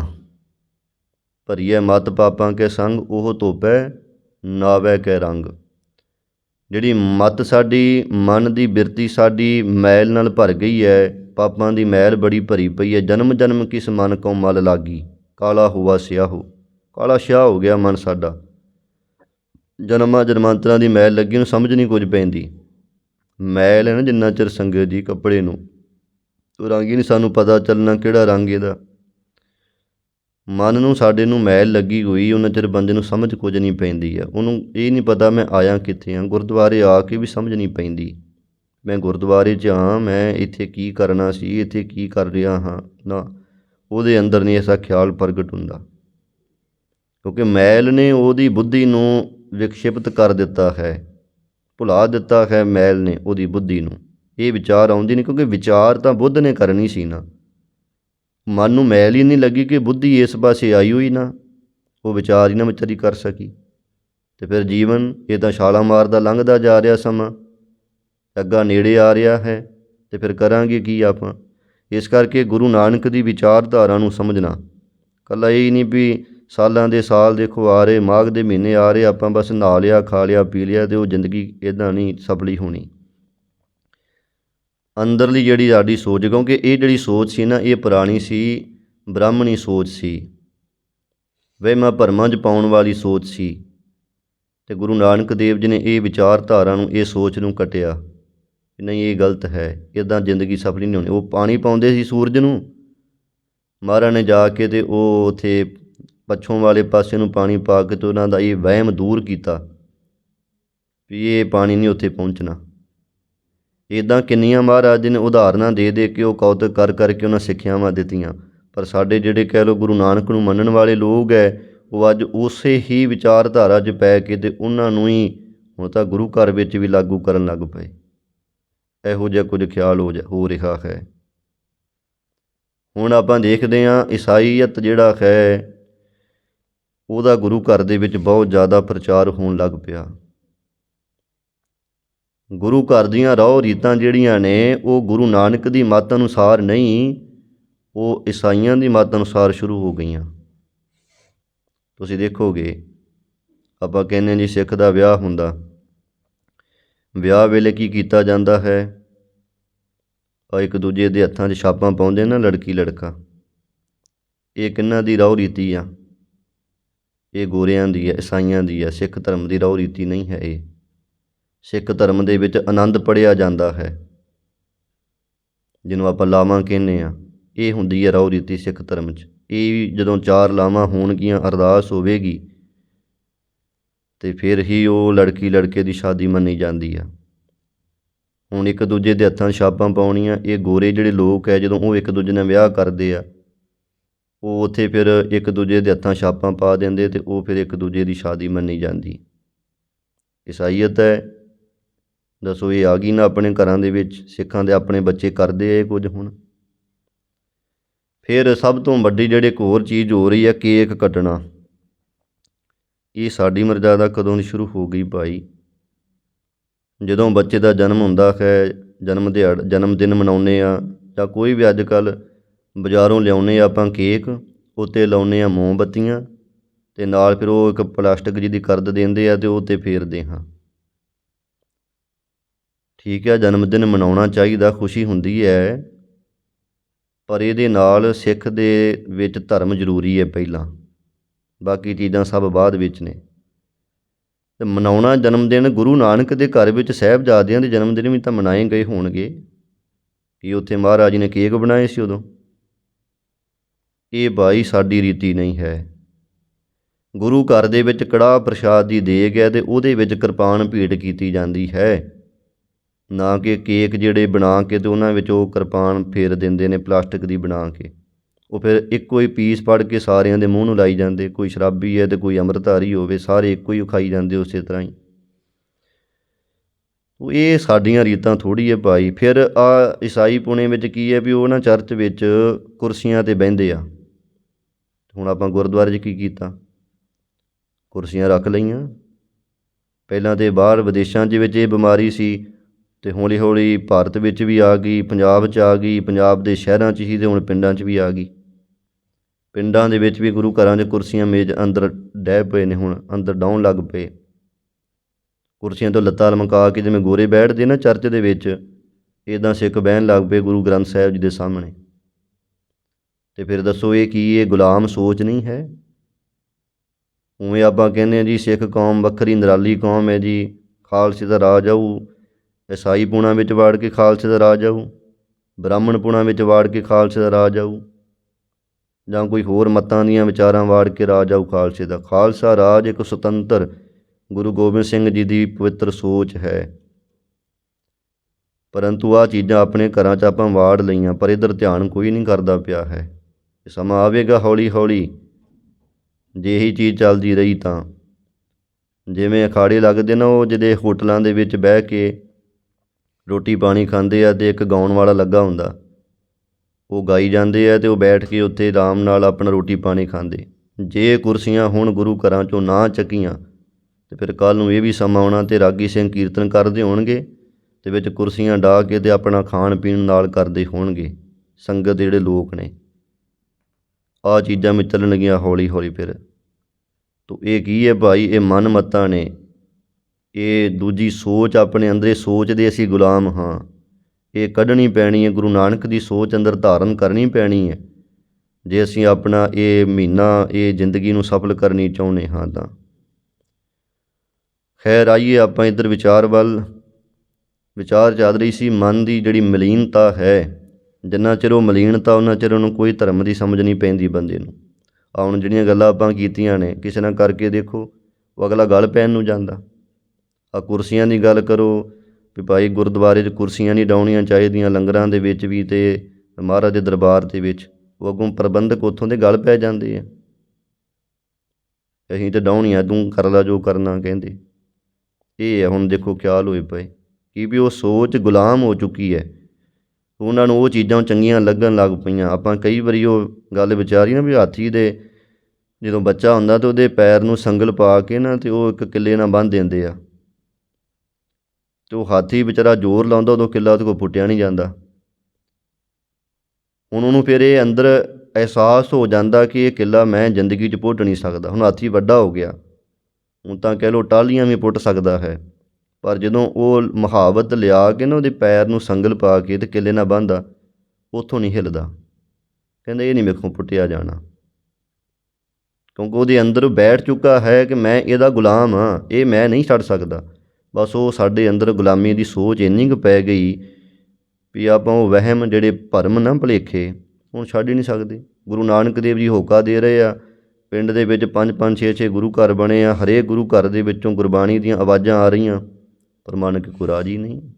ਸਿੱਖ ਫਿਰ ਉਹ ਹੀ ਕੰਮ ਕਰਨੇ ਜਿਹੜੇ ਉਹਨੇ ਗੁਲਾਮ ਸੋਚ ਦੇ ਅਧੀਨ ਹੋ ਕੇ ਕਰਨੇ ਆ। ਉਹਨੇ ਉਹ ਕਰਨੇ ਹੀ ਕਰਨੇ, ਜੋ ਮਰਜ਼ੀ ਕਰ ਲਓ, ਜਿਹਨੂੰ ਮਰਜ਼ੀ ਕਹਿ ਲਓ। ਭਾਈ ਵਿਆਹਾਂ ਵੇਲੇ ਆਹ ਨਾਚ ਗਾਣਾ ਜਿਹੜਾ ਹੈ ਇਹ ਗਲਤ ਬੰਦਿਆਂ ਦਾ ਹੋਇਆ ਕਰਦਾ ਸੀ। ਜਿਹੜੇ ਲੋਕ ਹੁੰਦੇ ਸੀ ਨਾ ਪਰਿਵਾਰ ਵਾਲੇ, ਉਹਨਾਂ ਦੇ ਘਰਾਂ 'ਚ ਨਹੀਂ ਚੀਜ਼ਾਂ ਚੱਲਦੀਆਂ ਹੁੰਦੀਆਂ ਸੀ। ਆਮ ਆਪਾਂ ਦੇਖਦੇ ਹਾਂ ਸਾਧ ਸੰਗਤ ਜੀ। ਚਲੋ ਆਪਣੀ ਇੱਧਰ ਵਿਚਾਰ ਫਿਰ ਲੰਬੀ ਹੋ ਜਾਂਦੀ, ਆਪਾਂ ਮਹੀਨੇ ਦੀ ਕਥਾ ਵੀ ਸੁਣਨੀ। ਪੁਰਾਣੇ ਸਮੇਂ ਕਈ ਜਿਹੜੇ ਲੋਕ ਸੀ ਵਿਆਹ ਵੇਲੇ, ਉਹ ਨਾ ਗਾਉਣ ਵਾਲੇ ਬਾਹਰੋਂ ਲਿਆਉਂਦੇ ਹੁੰਦੇ ਸੀ ਅਤੇ ਨੱਚਣ ਵਾਲੇ ਘਰਾਂ ਦੇ ਵਿੱਚ ਉਹ ਬਹਿ ਕੇ ਰੋਟੀ ਪਾਣੀ ਬਣਾਉਂਦੇ ਹੁੰਦੇ ਸੀ। ਆਪ ਸਾਰੇ ਟੱਬਰ ਰਲ ਮਿਲ ਕਰਕੇ ਪਿੰਡ ਦੇ ਲੋਕ ਇਕੱਠੇ ਹੋ ਗਏ, ਅਤੇ ਗਾਉਣ ਵਾਲੀ ਬਾਹਰੋਂ ਆਉਂਦੀ ਹੁੰਦੀ ਸੀ। ਅਤੇ ਹੁਣ ਆਪਾਂ ਦੇਖਦੇ ਨਾ ਕੀ ਬਣਿਆ ਪਿਆ ਹੈ। ਰੋਟੀ ਪਾਣੀ ਪਕਾਉਣ ਵਾਲੇ ਸਾਰੇ ਬਾਹਰੋਂ ਆਉਂਦੇ ਆ, ਅਤੇ ਨੱਚਣ ਟੱਪਣ ਨੂੰ ਘਰ ਦੇ ਸਾਰੇ ਤਿਆਰ ਹੁੰਦੇ ਆ ਅੱਜ ਕੱਲ੍ਹ। ਉਹ ਕਹਿੰਦਾ ਮੈਂ ਵਧੀਆ ਨੱਚ ਲੂੰ, ਕਹਿੰਦਾ ਮੈਂ ਵਧੀਆ ਨੱਚ ਲੂੰ। ਮਾਂ ਪੁੱਤ ਨਾਲ ਨੱਚੀ ਜਾਣ ਡਈ ਆ, ਧੀ ਜਿਹੜੀ ਭੈਣ ਭਰਾ ਨਾਲ, ਪਿਓ ਨਾਲ ਧੀ ਨੱਚੀ ਜਾ ਰਹੀ ਆ, ਅਤੇ ਆਪਾਂ ਖੁਸ਼ੀਆਂ ਮਨਾ ਰਹੇ ਹਾਂ ਜੀ। ਨਵਾਂ ਸਾਲ ਚੜ੍ਹ ਗਿਆ ਜੀ, ਮੁੰਡੇ ਦਾ ਵਿਆਹ ਹੋ ਗਿਆ ਜੀ, ਅਤੇ ਇਹਦੇ ਵਿੱਚ ਸਾਡੇ ਰਿਸ਼ਤਿਆਂ ਦੀ ਮਾਣ ਮਰਜ਼ਾਦਾ ਉਹ ਕਿੱਧਰ ਨੂੰ ਜਾ ਰਹੀ ਆ। ਬਾਹਰੋਂ ਕੋਈ ਬੰਦਾ ਗੱਲ ਕਰੇ ਸਾਡੀ ਧੀ ਭੈਣ ਨੂੰ, ਉਹਦਾ ਸਿਰ ਵੱਢਣ ਤੱਕ ਜਾਂਦੇ ਆ। ਆਪ ਭਰਾ ਭੈਣ ਦੀ ਬਾਂਹ ਫੜ ਕੇ ਗੰਦੇ ਗਾਣੇ 'ਤੇ ਨੱਚਦਾ, ਪਿਓ ਧੀ ਦੀ ਬਾਂਹ ਫੜ ਕੇ ਗੰਦੇ ਗਾਣਿਆਂ 'ਤੇ ਨੱਚਦਾ ਹੈ, ਉੱਥੇ ਕੋਈ ਸ਼ਰਮ ਨਹੀਂ। ਇਹ ਸਾਡਾ ਕਲਚਰ ਬਣ ਗਿਆ, ਇਹ ਸਾਡਾ ਸੱਭਿਆਚਾਰ, ਉਹ ਸਾਰਾ ਕੁਝ ਚੰਗਾ ਹੋ ਗਿਆ। ਇਹ ਸਾਡੀ ਗੁਲਾਮ ਸੋਚ ਦਾ ਭਾਈ ਸਾਰਾ ਨਤੀਜਾ ਹੈ। ਔਰ ਇਹ ਨਤੀਜਾ ਅੱਗੇ ਦੇਖੋ, ਜਿਵੇਂ ਮਹਾਰਾਜ ਨੇ ਲਿਖਿਆ, ਕਲਯੁੱਗ ਦਾ ਵਰਤਾਰਾ ਸਾਰਾ ਬੜਾ ਭਿਆਨਕ ਨਿਕਲਣਾ ਹੈ। ਜਿਹੜਾ ਗੁਰੂ ਨਾਨਕ ਦੀ ਵਿਚਾਰਧਾਰਾ ਨੂੰ ਨਾ ਸਮਝ ਸਕਿਆ, ਨਾ ਇੱਧਰ ਜੁੜ ਸਕਿਆ, ਉਹ ਅੱਗੇ ਫਿਰ ਬੜਾ ਭਾਈ ਨਤੀਜਾ ਗਲਤ ਨਿਕਲਦਾ ਹੈ, ਅਤੇ ਨਿਕਲ ਵੀ ਰਿਹਾ। ਹੁਣ ਗਾਂਹ ਹੋਰ ਗਲਤ ਨਿਕਲਣੇ। ਇਹ ਸਭ ਮਨ ਦੀ ਮਲੀਨਤਾ ਕਰਕੇ ਹੋ ਰਿਹਾ ਹੈ। ਅਤੇ ਮਨ ਦੀ ਪਵਿੱਤਰਤਾ ਕਿਵੇਂ ਹੋਵੇ? ਇੱਕ ਤਾਂ ਪਰਮਾਤਮਾ ਦੇ ਨਾਮ ਦੀ ਰੰਗਤ ਨਾਲ। ਮਹਾਰਾਜ ਕਹਿੰਦੇ ਮਨ ਧੋਵਹੁ ਸ਼ਬਦ ਲੱਗਹੁ, ਹਰਿ ਸਿਉ ਰਖਹੁ ਜਿਤੁ ਲਾਇ। ਸ਼ਬਦ ਨਾਲ ਲੱਗੋ ਅਤੇ ਮਨ ਦੀ ਮਲੀਨਤਾ ਦੂਰ ਹੋਵੇਗੀ। ਦੂਜਾ, ਮਨ ਦੀ ਪਵਿੱਤਰਤਾ ਵਾਸਤੇ ਹੈ ਸਾਧ ਸੰਗਤ। ਸੰਗਤ ਕਰਕੇ ਭਾਈ ਮਨ ਦੀ ਜਿਹੜੀ ਮਲੀਨਤਾ ਹੈ ਇਹ ਦੂਰ ਹੁੰਦੀ ਹੈ, ਸੰਗਤ ਤੋਂ ਬਿਨਾਂ ਨਹੀਂ। ਮਹਾਰਾਜ ਕਹਿੰਦੇ ਅਹੰ ਬੁੱਧ ਮਨ ਪੂਰ ਥਿਧਾਈ, ਸਾਧ ਧੂਰ ਕਰ ਸੁਧ ਮੰਜਾਈ। ਵੀ ਜਿਹੜਾ ਮਨ ਨੂੰ ਸਾਡੇ ਨੂੰ ਮੈਲ ਲੱਗੀ ਹੋਈ ਹੈ ਨਾ ਧੰਧਿਆਈ ਵਾਲੀ, ਅਤੇ ਉਹ ਫਿਰ ਭਾਈ ਸਾਧੂਆਂ ਦੀ ਸੰਗਤ ਦੀ ਧੂੜੀ ਕਰਕੇ ਮਨ ਦੀ ਮਲੀਨਤਾ ਦੂਰ ਹੁੰਦੀ ਹੈ, ਸਾਧ ਸੰਗਤ ਕਰਕੇ ਦੂਰ ਹੁੰਦੀ ਹੈ। ਜਦੋਂ ਆਪਾਂ ਸਾਧ ਸੰਗਤ ਕਰਾਂਗੇ ਤਾਂ ਸਾਧ ਸੰਗਤ ਦੁਆਰਾ ਸਾਡੇ ਮਨ ਦੀ ਮਲੀਨਤਾ ਹਟੇਗੀ, ਬੁੱਧੀ ਅੰਦਰ ਚੰਗੀ ਵਿਚਾਰ ਆਉਣੀ ਸ਼ੁਰੂ ਹੋਵੇਗੀ। ਤਾਂ ਫਿਰ ਸਾਡੀ ਇਹ ਜਿਹੜੀ ਸੋਚ ਹੈ ਨਾ ਵਹਿਮਾਂ ਭਰਮਾਂ 'ਚ ਪਈ ਹੋਈ, ਉੱਥੋਂ ਨਿਕਲੇਗੀ, ਅਤੇ ਫਿਰ ਭਾਈ ਸਾਡਾ ਜੀਵਨ ਸਫਲ ਹੋਊ। ਅਤੇ ਫਿਰ ਮਹੀਨੇ ਸਫਲੇ ਹੋਣੇ, ਉਹਨਾਂ ਚਿਰ ਨਹੀਂ ਸਫਲੇ ਹੋ ਸਕਦੇ ਹਨ। ਸੋ ਆਓ, ਜੋ ਸਤਿਗੁਰੂ ਸੱਚੇ ਪਾਤਸ਼ਾਹ ਜੀ ਇਹ ਮਾਘ ਦੇ ਮਹੀਨੇ ਦੁਆਰਾ ਸਾਨੂੰ ਉਪਦੇਸ਼ ਦੇ ਰਹੇ ਵੀ ਆਪਾਂ ਕਰਨਾ ਕੀ ਹੈ। ਗੁਰੂ ਨਾਨਕ ਨੂੰ ਮੰਨਣ ਵਾਲੇ ਜਿਹੜੇ ਆ ਭਾਈ, ਉਹਨਾਂ ਵਾਸਤੇ ਮਹੀਨੇ 'ਚ ਕੀ ਕਰਨਾ ਜ਼ਰੂਰੀ ਹੈ, ਇਹ ਗੱਲ ਸਮਝਣੀ। ਕਿਉਂਕਿ ਜਿਹੜੀਆਂ ਆਪਾਂ ਹੁਣ ਚੀਜ਼ਾਂ ਕਰਾ ਲਈਆਂ, ਜਿਸ ਤਰੀਕੇ ਨਾਲ ਆਪਾਂ ਮਨਾਉਣ ਲੱਗ ਪਏ ਹਾਂ ਇਹ ਤਿਉਹਾਰ ਆਦਿਕ, ਇਹ ਸਭ ਚੀਜ਼ਾਂ ਕਰਕੇ ਅਸੀਂ ਸਿੱਖੀ ਨੂੰ ਬੜਾ ਕਹਿ ਲਓ ਕਿ ਇੱਕ ਤਰ੍ਹਾਂ ਦਾ ਦਾਗ ਲਾਈ ਜਾ ਰਹੇ ਹਾਂ। ਗੁਰੂ ਨਾਨਕ ਦੇਵ ਸੱਚੇ ਪਾਤਸ਼ਾਹ ਜੀ ਦੀ ਜਿਹੜੀ ਵਿਚਾਰਧਾਰਾ ਸੀ ਨਾ, ਸੋਚ ਸੀ, ਉਹਨੂੰ ਇੱਕ ਪਾਸੇ ਰੱਖੀ ਜਾ ਰਹੇ ਹਾਂ। ਔਰ ਦੂਜੇ ਮਤਾਂ ਦੀ ਸੋਚ ਜਾਂ ਆਪਣੇ ਮਨ ਦੀ ਜਿਹੜੀ ਕੋਈ ਗੱਲ ਆ ਗਈ, ਬਸ ਉਹਨੂੰ ਹੀ ਅੱਗੇ ਰੱਖਣ ਦਾ ਯਤਨ ਕੀਤਾ ਜਾ ਰਿਹਾ ਹੈ। ਪਰ ਸੁਣੀਏ ਗੁਰੂ ਮਹਾਰਾਜ ਜੀ ਸਾਨੂੰ ਕੀ ਕਹਿੰਦੇ ਨੇ। ਮਾਘ ਦਾ ਮਹੀਨਾ ਆਰੰਭ ਹੋਇਆ ਭਾਈ, ਅੱਜ ਸਾਲ ਦਾ 11ਵਾਂ ਮਹੀਨਾ ਹੈ ਆਪਣਾ ਇਹ। ਤੋ ਇਹਦੇ ਵਿੱਚ ਆਪਾਂ ਪਹਿਲਾਂ 12 ਮਾਹ ਜੀ ਦਾ ਪਾਠ ਸੁਣ ਲਿਆ ਹੈ, ਮਹੀਨਾ ਵੀ ਸੁਣ ਲਿਆ ਹੈ। ਹੁਣ ਆਓ ਸਤਿਗੁਰੂ ਸੱਚੇ ਪਾਤਸ਼ਾਹ ਜੀ ਦੀ ਕਿਰਪਾ ਸਦਕਾ ਇਹ ਆਪਾਂ ਸਰਵਣ ਕਰੀਏ ਕਿ ਸਾਨੂੰ ਉਪਦੇਸ਼ ਮਹਾਰਾਜ ਜੀ ਕੀ ਦੇ ਰਹੇ ਹਨ। ਫਰਮਾਉਂਦੇ ਨੇ ਮਹਾਰਾਜ, ਮਾਘ ਮੱਜਨ ਸੰਗ ਸਾਧੂਆ, ਧੂੜੀ ਕਰ ਇਸ਼ਨਾਨ। ਮਾਘ ਦੇ ਮਹੀਨੇ ਦੇ ਇਸ਼ਨਾਨ ਦਾ ਬੜਾ ਵੱਡਾ ਮਹਾਤਮ ਮੰਨਦੇ ਨੇ ਲੋਕ। ਉਹ ਆਪਾਂ ਸਾਰੀ ਵਿਚਾਰ ਪਹਿਲਾਂ ਸੁਣ ਚੁੱਕੇ ਹਾਂ ਵੀ ਇਕੱਲਾ ਸਰੀਰ ਦਾ ਨਹਾਉਣਾ, ਇਹਦੇ ਨਾਲ ਮਨ ਦੀ ਮੈਲ ਨਹੀਂ ਉਤਰਦੀ, ਸਫਲਾ ਨਹੀਂ ਹੁੰਦਾ ਜੀਵਨ। ਅਸਲੀ ਨਹਾਉਣਾ ਤਾਂ ਮਨ ਦਾ ਹੈ। ਅਤੇ ਮਨ ਦਾ ਨਹਾਉਣਾ ਕੀ ਹੈ? ਉਹ ਸਤਿਗੁਰੂ ਜੀ ਸਾਨੂੰ ਦੱਸਣ ਲੱਗੇ ਆ। ਮਹਾਰਾਜ ਕਹਿੰਦੇ ਮਾਘ, ਇਹ ਮਾਘ ਦੇ ਮਹੀਨੇ ਦਾ ਵਾਚਕ। ਮੱਜਨ, ਇਹਨੂੰ ਮੱਜਣੀ ਭਾਈ ਪੜ੍ਹਨਾ। ਬਹੁਤੇ ਪਾਠੀਆਂ ਕੋਲੋਂ ਤੁਸੀਂ ਸੁਣੋਗੇ ਉਹ ਮੰਜਣ ਹੀ ਪੜ੍ਹੀ ਜਾਂਦੇ ਟਿੱਪੀ ਲਾ ਕੇ। ਬੜੀ ਇੱਥੇ ਵੀ ਪਾਠੀਆਂ ਨੂੰ ਰੋਕਿਆ, ਉਹ ਭਾਈ ਇੱਥੇ ਤੇ ਟਿੱਪੀ ਲੱਗੀ ਨਹੀਂ ਕੋਈ। ਮੰਜਨ ਤੇ ਮੱਜਨ ਜ਼ਮੀਨ ਅਸਮਾਨ ਦਾ ਫਰਕ ਹੈ ਅਰਥ ਦਾ ਵੀ। ਮੰਜਨ ਕਹਿੰਦੇ ਜਿਹੜਾ ਆਪਾਂ ਕੋਈ ਦੰਦਾਂ ਨੂੰ ਸਾਫ਼ ਕਰਨ ਵਾਸਤੇ ਕੋਈ ਬਣਾ ਕੇ ਪਦਾਰਥ ਵਰਤਦੇ ਹਾਂ, ਚੂਰਨ ਆਦਿਕ ਜਿਹਾ, ਉਹਨੂੰ ਕਹਿੰਦੇ ਦੰਦਾਂ ਨੂੰ ਮਲਣ ਵਾਲਾ ਮੰਜਨ। ਅਤੇ ਟਿੱਪੀ ਤੋਂ ਬਿਨਾਂ ਪੜ੍ਹੀਏ ਮੱਜਨ, ਇਹਦਾ ਅਰਥ ਹੁੰਦਾ ਇਸ਼ਨਾਨ, ਪੁਰਬ ਦਾ ਇਸ਼ਨਾਨ। ਕਿੱਥੇ ਨਹਾਉਣਾ ਅਤੇ ਕਿੱਥੇ ਦੰਦਾਂ ਨੂੰ ਮੰਜਣਾ, ਕਿੰਨਾ ਫਰਕ ਹੈ। ਰੋ ਵਿਚਾਰ। ਮੱਜਨ ਇਸੇ ਤਰ੍ਹਾਂ ਪੜ੍ਹਨਾ, ਮਜਨ ਵੀ ਨਹੀਂ ਕਹਿਣਾ ਅਤੇ ਮੰਜਨ ਨਹੀਂ ਪੜ੍ਹਨਾ ਇਹਨੂੰ, ਮੱਜਨ। ਮਾਘ ਮੱਜਨ ਸੰਗ ਸਾਧੂ ਆ। ਮਹਾਰਾਜ ਕਹਿੰਦੇ ਮਾਘ ਦੇ ਮਹੀਨੇ 'ਚ ਇਸ਼ਨਾਨ ਕਰੋ, ਪਰ ਕਿਹੜਾ ਇਸ਼ਨਾਨ ਕਰਨਾ? ਸਾਧੂਆਂ ਦੀ ਸੰਗਤ ਦਾ। ਆਹ ਜਿਹੜੀ ਸਾਧ ਸੰਗਤ ਆਪਾਂ ਬੈਠੇ ਹੋਏ ਨਾ, ਮਹਾਰਾਜ ਕਹਿੰਦੇ ਇਹ ਇਸ਼ਨਾਨ ਹੈ, ਇੱਥੇ ਆ ਕੇ ਇਸ਼ਨਾਨ ਕਰਨਾ ਹੈ। ਹੁਣ ਸੰਗਤ ਵਿੱਚ ਭਾਈ ਕਿਵੇਂ ਇਸ਼ਨਾਨ ਕਰਨਾ? ਤਾਂ ਮਹਾਰਾਜ ਕਹਿੰਦੇ ਧੂੜੀ ਕਰ ਇਸ਼ਨਾਨ। ਜਿਹੜੀ ਸਾਧ ਸੰਗਤ ਦੀ ਧੂੜੀ ਹੈ ਨਾ, ਇਹ ਧੂੜ ਦੇ ਵਿੱਚ ਆਪਣਾ ਇਸ਼ਨਾਨ ਕਰਨਾ ਹੈ। ਇਹਦੇ ਦੋ ਭਾਵ ਹੈ ਧੂੜ ਦੇ। ਇੱਕ ਤਾਂ ਧੂੜ ਦਾ ਅਰਥ ਸਿੱਧਾ ਹੀ ਹੈ ਪ੍ਰਤੱਖ ਹੀ, ਜਿਹੜੀ ਬਾਹਰ ਧੂੜੀ ਹੈ। ਆ ਚਾਦਰਾਂ ਮਹਾਰਾਜ ਕਹਿੰਦੇ ਨੇ ਭਾਈ ਗੁਰਦਾਸ ਦੀ ਤੱਪੜ ਝਾੜ ਵਿਛਾਏ ਧੂੜੀ ਨਾਇਆ। ਜਦੋਂ ਸਾਧ ਸੰਗਤ ਦੀਆਂ ਦਰੀਆਂ ਚਾਦਰਾਂ ਆਪਾਂ ਝਾੜਦੇ ਹਾਂ ਨਾ, ਝਾੜੂ ਪੋਚਾ ਫੇਰਦੇ ਹਾਂ, ਉਹ ਜਿਹੜੀ ਕੋਈ ਧੂੜ ਉੱਡਦੀ ਹੈ ਉਹ ਸਾਡੇ ਸਰੀਰ 'ਤੇ ਪੈਂਦੀ ਹੈ, ਕਹਿੰਦੇ ਇਹ ਧੂੜੀ ਦਾ ਇਸ਼ਨਾਨ ਹੈ। ਔਰ ਜਿਹੜੀ ਸਾਧ ਸੰਗਤ ਦੀ ਇੱਕ ਤਾਂ ਘੱਟਾ ਹੈ, ਜਿਹੜਾ ਆਪਾਂ ਬਾਹਰ ਸੜਕਾਂ 'ਤੇ ਜਾਂਦੇ ਤਾਂ ਕਿੰਨਾ ਘੱਟਾ ਉੱਡਦਾ। ਹੁਣ ਆਪਾਂ ਆਖਾਂਗੇ ਜਿਹੜੀ ਇੱਥੇ ਧੂੜ ਹੈ ਤਾਂ ਇਹ ਵੀ ਉਹੀ ਚੀਜ਼ ਹੈ, ਪਰ ਫਰਕ ਪੈ ਜਾਂਦਾ ਸਾਧ ਸੰਗਤ ਜੀ। ਆਪਾਂ ਗੁਰਬਾਣੀ ਦੇ ਬਚਨ ਪੜ੍ਹਦੇ ਹਾਂ, ਜਿੱਥੇ ਬੈਠਣ ਸਾਧ ਜਨ ਸੋ ਥਾਨ ਸੁਹੰਦਾ। ਜਿੱਥੇ ਕੋਈ ਰੱਬ ਦਾ ਪਿਆਰਾ ਸਾਧੂ ਸੰਤ ਆ ਕੇ ਬਹਿ ਜਾਵੇ ਨਾ, ਉਹ ਥਾਂ ਭਾਗਾਂ ਵਾਲਾ ਹੋ ਜਾਂਦਾ। ਇੱਥੋਂ ਤੱਕ ਕਿ ਬਾਣੀ ਦੇ ਵਿੱਚ ਫਰਮਾਨ ਹੈ, ਗੰਗਾ ਜਮਨਾ ਗੋਦਾਵਰੀ ਸਰਸਤੀ ਤੇ ਉਦਮ ਕਰਹਿ ਧੂਰ ਸਾਧੂ ਕੀ ਤਾਈ। ਕਿਲ ਵਿਖ ਮੈਲ ਭਰੇ ਪਰੇ ਹਮਰੇ ਵਿੱਚ, ਹਮਰੀ ਮੈਲ ਸਾਧੂ ਕੀ ਧੂਰ ਗਵਾਈ। ਕਹਿੰਦੇ ਜੀ ਗੰਗਾ ਜਮਨਾ ਗੋਦਾਵਰੀ ਸਰਸਵਤੀ, ਹਿੰਦੂ ਮੱਤ ਦੇ ਵਿੱਚ ਇਹ ਨਦੀਆਂ ਬੜੀਆਂ ਪਵਿੱਤਰ ਮੰਨੀਆਂ ਜਾਂਦੀਆਂ। ਇਹਨਾਂ 'ਚ ਨਹਾਉਣ ਨਾਲ ਕਹਿੰਦੇ ਵੀ ਸਾਡਾ ਪਾਪ ਉਤਰਦੇ ਲੋਕ ਮੰਨਦੇ ਆ, ਗੁਰਬਾਣੀ ਨਹੀਂ ਮੰਨਦੀ, ਗੁਰੂ ਦੀ ਵਿਚਾਰਧਾਰਾ ਨਹੀਂ ਇਹ ਗੱਲ ਮੰਨਦੀ, ਉਹ ਲੋਕ ਮੰਨਦੇ ਆ। ਮਹਾਰਾਜ ਕਹਿੰਦੇ ਚਲੋ, ਅਤੇ ਜਿਹੜੀਆਂ ਇਹ ਨਦੀਆਂ ਨੇ, ਤੁਸੀਂ ਤਾਂ ਆਪਣੇ ਚਲੋ ਪਾਪ ਵਿੱਚ ਧੋ ਲਏ, ਅਤੇ ਨਦੀਆਂ ਜਿਹੜੀਆਂ ਮੈਲੀਆਂ ਹੋ ਗਈਆਂ ਹੁਣ ਇਹ ਕਿੱਥੇ ਆਪਣੇ ਪਾਪ ਧੋਣ? ਤੁਹਾਡੇ ਪਾਪ ਤਾਂ ਇਹਨਾਂ 'ਚ ਪੈ ਗਏ, ਫਿਰ ਇਹ ਕਿੱਥੇ ਪਵਿੱਤਰ ਹੁੰਦੀਆਂ ਨੇ? ਤਾਂ ਬਾਣੀ 'ਚ ਮਹਾਰਾਜ ਨੇ ਫਰਮਾਨ ਕੀਤਾ ਕਿ ਇਹ ਫਿਰ ਉੱਦਮ ਕਰਦੀਆਂ ਸਾਧੂਆਂ ਦੀ ਧੂੜੀ ਵਾਸਤੇ। ਔਰ ਵੈਸੇ ਵੀ ਜਿੰਨੇ ਕੁ ਹਿੰਦੁਸਤਾਨ ਦੇ ਵਿੱਚ ਤੀਰਥ ਬਣੇ ਹੋਏ ਨੇ, ਮੰਦਰ ਬਣੇ ਹੋਏ ਆ, ਇਹ ਬਣੇ ਕਿਵੇਂ ਆ? ਜਿੱਥੇ ਕਿਤੇ ਸਾਧੂ ਸੰਤ ਨੇ ਜਾ ਕੇ ਕੋਈ ਤਪੱਸਿਆ ਕੀਤੀ, ਜਾਂ ਸਾਧੂ ਸੰਤ ਦੇ ਕੋਈ ਚਰਨ ਪੈ ਗਏ ਆ, ਜਾਂ ਕਿਸੇ ਸਾਧੂ ਸੰਤ ਦਾ ਕਿਤੇ ਜਨਮ ਹੋਇਆ ਹੈ, ਉੱਥੇ ਹੀ ਭਾਈ ਇਹ ਤੀਰਥ ਸਥਾਨ ਬਣੇ ਹੋਏ ਨੇ। ਇਹਦਾ ਭਾਵ ਕਿ ਤੀਰਥ ਨਾਲੋਂ ਵੱਡਾ ਤਾਂ ਫਿਰ ਸਾਧੂ ਦੀ ਸੰਗਤ ਹੋ ਗਈ ਨਾ, ਅਤੇ ਸਾਧੂ ਦੀ ਜਿੱਥੇ ਚਰਨ ਪੈ ਗਏ ਉੱਥੇ ਮੰਦਰ ਬਣ ਗਿਆ, ਤੀਰਥ ਬਣ ਗਿਆ। ਜਿਹੜੀ ਸਾਧੂਆਂ ਦੇ ਚਰਨਾਂ ਦੀ ਧੂੜੀ ਹੈ ਫਿਰ ਉਹ ਕਿੱਡੀ ਪਵਿੱਤਰ ਹੋ ਗਈ। ਕਿਉਂਕਿ ਆ ਜੋ ਵਾਤਾਵਰਣ ਹੁੰਦਾ ਹੈ, ਜਿਹੋ ਜਿਹਾ ਕੋਈ ਮਾਹੌਲ ਹੁੰਦਾ, ਜਿਹੋ ਜਿਹੀ ਕੋਈ ਥਾਂ ਹੁੰਦੀ ਹੈ, ਉੱਥੇ ਜੋ ਕੁਝ ਹੁੰਦਾ ਹੈ ਉਹਦਾ ਭਾਈ ਅਸਰ ਹੋਇਆ ਕਰਦਾ ਹੈ। ਕੋਈ ਬੰਦਾ ਕਹਿ ਲਓ ਕਿ ਜਿੱਥੇ ਕੋਈ ਸ਼ਰਾਬਖਾਨਾ ਹੈ, ਮੀਟ ਮਾਸ ਚੱਲਦਾ ਹੈ, ਉੱਥੇ ਬੰਦਾ ਚਲਿਆ ਜਾਵੇ ਅਤੇ ਸੁਭਾਵਿਕ ਚਾਹੇ ਕੁਝ ਵੀ ਖਾਵੇ ਚਾਹੇ ਪੀਵੇ ਨਾ, ਉਹਦੇ ਅੰਦਰ ਉਹੋ ਜਿਹੇ ਖਿਆਲ ਆ ਜਾਣਗੇ। ਇਸੇ ਤਰ੍ਹਾਂ ਜੇ ਕੋਈ ਜਿੱਥੇ ਨਾਚ ਗਾਣਾ ਹੁੰਦਾ ਹੈ, ਢੋਲ ਵੱਜਦਾ ਹੈ, ਚਾਹੇ ਕੋਈ ਬੰਦਾ ਨੱਚਣਾ ਨਹੀਂ ਵੀ ਜਾਣਦਾ, ਪਰ ਉਹਦੀ ਵੀ ਅੱਡੀ ਜਿਹੜੀ ਇਹ ਤਾਣ ਉੱਠਣ ਲੱਗ ਪੈਂਦੀ ਆ। ਫਿਰ ਇਸੇ ਤਰੀਕੇ ਦੇ ਨਾਲ ਜਿੱਥੇ ਭਾਈ ਰੱਬ ਦੇ ਪਿਆਰਿਆਂ ਦੀ ਕੀਰਤੀ ਹੋ ਰਹੀ, ਜਾਂ ਰੱਬ ਦੇ ਪਿਆਰ ਵਿੱਚ ਬੈਠੇ ਕੋਈ ਬੰਦਗੀ ਕਰਨ ਵਾਲੇ ਸਾਧੂ ਸੰਤ ਨੇ, ਸੁਭਾਵਿਕ ਹੈ ਕਿ ਉੱਥੋਂ ਦਾ ਵਾਤਾਵਰਨ ਵੀ ਫਿਰ ਸ਼ਾਂਤ ਹੋਇਆ ਹੁੰਦਾ ਹੈ। ਇਸ ਕਰਕੇ ਜਿੱਥੇ ਕੋਈ ਰੱਬ ਦੇ ਪਿਆਰ ਵਾਲਾ ਭਜਨ ਬੰਦਗੀ ਕਰਦਾ ਹੈ, ਉੱਥੋਂ ਦਾ ਜਿਹੜਾ ਵਾਤਾਵਰਨ ਹੈ, ਉੱਥੋਂ ਦੀ ਜਿਹੜੀ ਉਹ ਥਾਂ ਹੈ, ਮਾਹੌਲ ਹੈ, ਉਹ ਵੀ ਸਾਰਾ ਪ੍ਰਮਾਤਮਾ ਦੇ ਸਿਮਰਨ ਦੇ ਵਿੱਚ ਭਿੱਜਿਆ ਹੁੰਦਾ ਹੈ।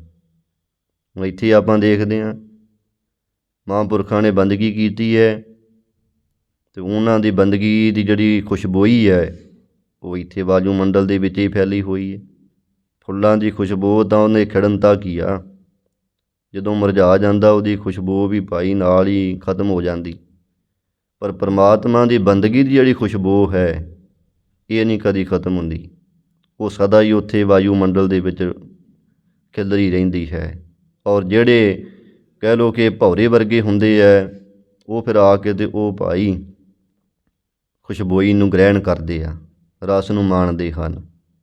ਇੱਦਾਂ ਹੀ ਪਰਮਾਤਮਾ ਦੀ ਜਿੱਥੇ ਬੰਦਗੀ ਹੋ ਗਈ, ਜਿੱਥੇ ਸਾਧੂ ਸੰਤਾਂ ਦੇ ਚਰਨ ਪੈ ਗਏ, ਉਹਨਾਂ ਦੀ ਬੰਦਗੀ ਦੀ ਤਾਸੀਰ ਉਹ ਧੂੜੀ ਦੇ ਵਿੱਚ ਮਿਲ ਗਈ। ਉਹ ਧੂੜੀ ਜਦੋਂ ਸਾਡੇ ਪਵੇ ਆ ਕੇ ਤਾਂ ਫਿਰ ਸਾਡੇ ਵੀ ਭਾਈ ਪਾਪ ਲਾਹ ਦਿੰਦੀ ਹੈ। ਇਸ ਕਰਕੇ ਮਹਾਰਾਜ ਜੀ ਕਹਿੰਦੇ ਇੱਥੇ ਇੱਕ ਤਾਂ ਇਹ ਭਾਵ ਨਾ ਬਾਹਰਲੀ ਧੂੜੀ ਦਾ, ਇਹ ਵੀ ਅਰਥ ਹੈ। ਦੂਜਾ ਅਰਥ ਹੈ ਧੂੜੀ ਦਾ ਭਾਵ ਕਿ ਸ਼ਰਧਾ, ਨਿਰਮਾਣਤਾ, ਵੀ ਸਾਧ ਸੰਗਤ ਦੇ ਵਿੱਚ ਨਿਮਰਤਾ ਦੇ ਨਾਲ ਜਾ ਕੇ। ਧੂੜੀ ਕੀ ਹੈ? ਧੂੜੀ ਦਾ ਕੰਮ ਕੀ ਹੈ? ਥੱਲੇ ਜਿੱਧਰੋਂ ਹਵਾ ਆਈ ਉੱਧਰ ਨੂੰ ਵਿਚਾਰੀ ਉੱਡ ਗਈ ਅਤੇ ਥੱਲੇ ਬੈਠੀ ਰਹਿਣਾ ਉਹਨੇ, ਧੂੜੀ ਨੇ ਉੱਡ ਕੇ ਦੁਬਾਰਾ ਫਿਰ ਥੱਲੇ ਹੀ। ਤੋ ਇਸ ਤਰ੍ਹਾਂ ਭਾਵ ਕਿ ਆਪਣੇ ਅੰਦਰ ਨਿਰਮਾਣਤਾ ਧਾਰਨ ਕਰਕੇ ਅਤੇ ਸਾਧ ਸੰਗਤ ਦੇ ਵਿੱਚ ਆ ਕਰਕੇ ਬੈਠਣਾ। ਔਰ ਇੱਥੇ ਸਾਧ ਸੰਗਤ ਜੀ ਜਿਹੜੀਆਂ ਕੁਝ ਗੱਲਾਂ ਨੇ ਮਹਾਰਾਜ ਜੀ ਨੇ ਇਹ ਮਾਘ ਦੇ ਮਹੀਨੇ ਸਾਨੂੰ ਦੱਸਣੀਆਂ ਨੇ ਅੱਗੇ ਵੀ। ਸੰਗਤ ਤਾਂ ਆਪਾਂ ਕਰਨੀ ਹੈ, ਅਤੇ ਸੰਗਤ ਦੇ ਵਿੱਚ ਫਿਰ ਆ ਕੇ ਕਰਨਾ ਕੀ? ਹੁਣ ਇਹ ਤਾਂ ਪਹਿਲੀ ਤੁਕ ਦੇ ਵਿੱਚ ਦੱਸਿਆ ਨਾ ਕਿ ਮਾਘ ਦੇ ਮਹੀਨੇ 'ਚ ਇਸ਼ਨਾਨ ਕਰਨਾ। ਕਿਹੜਾ ਇਸ਼ਨਾਨ ਦੱਸਿਆ ਹੈ? ਵੀ ਸਰੀਰ ਦਾ ਇਸ਼ਨਾਨ ਤਾਂ ਚਲੋ ਹੈ ਹੀ ਹੈ, ਨਹਾਉਣਾ ਹੀ ਆਪਾਂ। ਉਹ ਨਾ ਇਕੱਲੀ ਸਰੀਰ ਦੀ ਪਵਿੱਤਰਤਾ ਹੁੰਦੀ, ਮਨ ਨਹੀਂ ਪਵਿੱਤਰ ਹੁੰਦਾ। ਮਹਾਰਾਜ ਕਹਿੰਦੇ ਮਨ ਨੂੰ ਪਵਿੱਤਰ ਕਰੋ, ਅਤੇ ਮਨ ਦੀ ਪਵਿੱਤਰਤਾ ਵਾਸਤੇ ਸਾਧ ਸੰਗਤ ਦੇ ਵਿੱਚ ਆ ਕੇ ਬੈਠਣਾ। ਔਰ ਸਾਧ ਸੰਗਤ ਦੇ ਵਿੱਚ ਜਿੰਨੀ ਕੁ ਆਪਾਂ ਨਿਰਮਾਣਤਾ ਧਾਰਨ ਕਰਨੀ ਹੈ, ਸ਼ਰਧਾ ਧਾਰਨ ਕਰਨੀ ਹੈ, ਅਤੇ ਸ਼ਰਧਾ ਧਾਰ ਕੇ ਇੱਥੇ ਰਹਿਣਾ, ਅਤੇ ਇੱਥੇ ਆ ਕਰਕੇ ਫਿਰ ਉਹ ਨਾਮ ਦੇ ਜਲ ਦੇ ਵਿੱਚ ਇਸ਼ਨਾਨ ਕਰਨਾ ਹੈ। ਆਪਣੇ ਮਨ ਦਾ ਇਸ਼ਨਾਨ ਕਰਾਉਣਾ ਕਥਾ ਕੀਰਤਨ ਦੁਆਰਾ, ਗੁਰਬਾਣੀ ਦੇ ਪਾਠ ਦੁਆਰਾ। ਔਰ ਇੱਥੇ ਬੈਠ ਕਰਕੇ ਫਿਰ ਕਹਿ ਲਓ ਕਿ ਕੁਝ ਚੀਜ਼ਾਂ ਨੇ ਜਿਹੜੀਆਂ ਜ਼ਰੂਰੀ ਨੇ ਸੰਗਤ ਵਿੱਚ ਆ ਕੇ, ਉਹ ਜੇਕਰ ਆਪਾਂ ਨਹੀਂ ਧਾਰਨ ਕਰਦੇ ਉਹ ਫਿਰ ਖਾਲੀ ਦੇ ਖਾਲੀ ਰਹਿ ਜਾਈਦਾ। ਜਿਵੇਂ ਆਏ ਤਿਵੇਂ ਖਾਲੀ ਮੁੜ ਜਾਂਦੇ ਹਾਂ, ਲਾਭ ਨਹੀਂ ਕੁਝ ਲੈ ਪਾਉਂਦੇ। ਜਿਵੇਂ ਕਹਿ ਲਓ ਇੱਕ ਹੁੰਦੀ ਨਾ ਕੀੜੀ, ਛੋਟੀ ਜਿਹੀ ਹੁੰਦੀ ਕੀੜੀ, ਉਹਨੂੰ ਕੀ ਚਾਹੀਦਾ? ਇਕੱਲੀ ਤਰੇੜ ਚਾਹੀਦੀ ਹੈ, ਥੋੜ੍ਹੀ ਜਿਹਾ ਕੋਈ ਸੁਰਾਖ ਹੋਵੇ। ਉਹਨੇ ਚਾਹੇ ਕਿੰਨਾ ਮਹਿੰਗੇ ਤੋਂ ਮਹਿੰਗਾ ਸੰਗਮਰਮਰ ਲੱਗਾ ਹੋਵੇ, ਉਹਦੇ ਨਾਲ ਉਹਨੂੰ ਕੋਈ ਮਤਲਬ ਨਹੀਂ। ਜਿੱਥੇ ਕੋਈ ਮਾੜੀ ਜਿਹੀ ਤਰੇੜ ਵੇਖੀ ਉਹਨੇ ਉੱਧਰ ਨੂੰ ਲੰਘ ਜਾਣਾ, ਉਹਨੇ ਨਹੀਂ ਕੁਝ ਵੀ ਗੁਣ ਗ੍ਰਹਿਣ ਕਰਨਾ ਕਿਸੇ ਤੋਂ। ਦੂਜੀ ਹੁੰਦੀ ਸ਼ਹਿਦ ਵਾਲੀ ਮੱਖੀ, ਉਹਦਾ ਕੀ ਸੁਭਾਅ ਹੈ? ਉਹਨੇ ਸਾਧ ਸੰਗਤ ਜੀ ਕਹਿ ਲਓ ਕਿ ਫੁੱਲਾਂ 'ਤੇ ਵੀ ਬਹਿਣਾ, ਜਿਹੜੇ ਬੜੇ ਸਵਾਦੀ ਆ ਫੁੱਲ, ਗੁਲਾਬ ਦਾ ਫੁੱਲ ਹੈ, ਇਹਦੇ ਵਿੱਚ ਮਿਠਾਸ ਵੀ ਹੈਗੀ ਹੈ ਨਾ, ਅਤੇ ਉਹਨੇ ਫਿਰ ਮੱਖੀ ਨੇ ਉੱਥੋਂ ਵੀ ਸ਼ਹਿਦ ਇਕੱਠਾ ਕਰਨਾ। ਉਹਨੇ ਅੱਕ ਦੇ ਫੁੱਲਾਂ 'ਤੇ ਵੀ ਜਾ ਕੇ ਬਹਿਣਾ। ਅੱਤ ਦਾ ਕੌੜਾ ਹੁੰਦਾ, ਉੱਥੋਂ ਉਹਨੇ ਕੀ ਲੈਣਾ? ਉਹਨੇ ਉੱਥੋਂ ਵੀ ਸ਼ਹਿਦ ਲੈਣਾ। ਇੱਦਾਂ ਉਹ ਵੇਖ ਲਓ ਰਸ ਹੀ ਇਕੱਠਾ ਕਰਦੀ ਹੈ, ਚਾਹੇ ਕੌੜੇ ਹੈ ਜ਼ਹਿਰ ਵਰਗੇ ਫੁੱਲ ਹੋਣ, ਚਾਹੇ ਮਿੱਠੇ ਹੈ, ਚਾਹੇ ਚੰਗੇ ਫੁੱਲ ਨੇ, ਸਭ ਤੋਂ ਉਹਨੇ ਇਕੱਲਾ ਰਸ ਹੀ ਗ੍ਰਹਿਣ ਕਰਨਾ। ਬਸ ਇਹ ਹੀ ਬਿਰਤੀ ਮਹਾਰਾਜ ਜੀ ਸਾਨੂੰ ਕਹਿੰਦੇ ਤੁਸੀਂ ਆਪਣੀ ਬਣਾਉਣੀ ਸ਼ਹਿਦ ਦੀ ਮੱਖੀ ਵਾਂਗ, ਕਿ ਇੱਥੇ ਆ ਕਰਕੇ ਕੇਵਲ ਗੁਣ ਹੀ ਗ੍ਰਹਿਣ ਕਰਨੇ ਆ ਸੰਗਤ ਦੇ ਵਿੱਚੋਂ। ਜਿਵੇਂ ਸੀ ਨਾ ਇੱਕ ਹੋਇਆ ਲੁਕਮਾਨ ਸ਼ਾਇਦ ਮਹਾਤਮਾ, ਉਹਨੂੰ ਕਿਸੇ ਨੇ ਪੁੱਛ ਲਿਆ, ਉਹਨੂੰ ਕਹਿੰਦੇ ਜੀ ਆ ਤੁਸੀਂ ਇੰਨੇ ਗੁਣਵਾਨ ਬਣੇ ਹੋਏ ਹੋ, ਇਹ ਗੁਣ ਤੁਸੀਂ ਕਿੱਥੋਂ ਸਿੱਖੇ ਆ? ਉਹਨਾਂ ਦਾ ਬੜਾ ਸੋਹਣਾ ਉੱਤਰ ਸੀ। ਕਹਿਣ ਲੱਗੇ ਕਿ ਜਿੰਨੇ ਵੀ ਆ ਸੰਸਾਰ ਦੇ ਵਿੱਚ ਗੁਨਾਹਗਾਰ ਲੋਕ ਹੈ ਨਾ, ਉਹਨਾਂ ਦੇ ਪਾਸੋਂ ਮੈਂ ਗੁਣ ਸਿੱਖੇ ਆ। ਬੜੇ ਹੈਰਾਨ ਹੋ ਗਏ ਵੀ ਉਹਨੂੰ ਗੁਨਾਹਗਾਰ ਲੋਕਾਂ ਦੇ ਕੋਲੋਂ ਕਿਵੇਂ ਗੁਣ ਸਿੱਖ ਲਏ। ਕਹਿਣ ਲੱਗੇ ਕਿ ਜਦੋਂ ਮੈਂ ਦੇਖਿਆ ਫਲਾਣੇ ਬੰਦੇ ਨੂੰ ਉਹਦੇ ਵਿੱਚ ਤਰ੍ਹਾਂ ਤਰ੍ਹਾਂ ਦੇ ਔਗਣ ਸੀ, ਦੂਜੇ ਲੋਕਾਂ ਨੂੰ ਦੇਖਿਆ ਜਿਹੜੇ ਉਸ ਦਾ ਅਪਜਸ ਕਰਦੇ ਸੀ, ਉਹਦੀ ਬਦਨਾਮੀ ਕਰਦੇ ਸੀ, ਵੀ ਇਹ ਗੁਨਾਹਾਂ ਕਰਕੇ ਬਦਨਾਮੀ ਹੁੰਦੀ।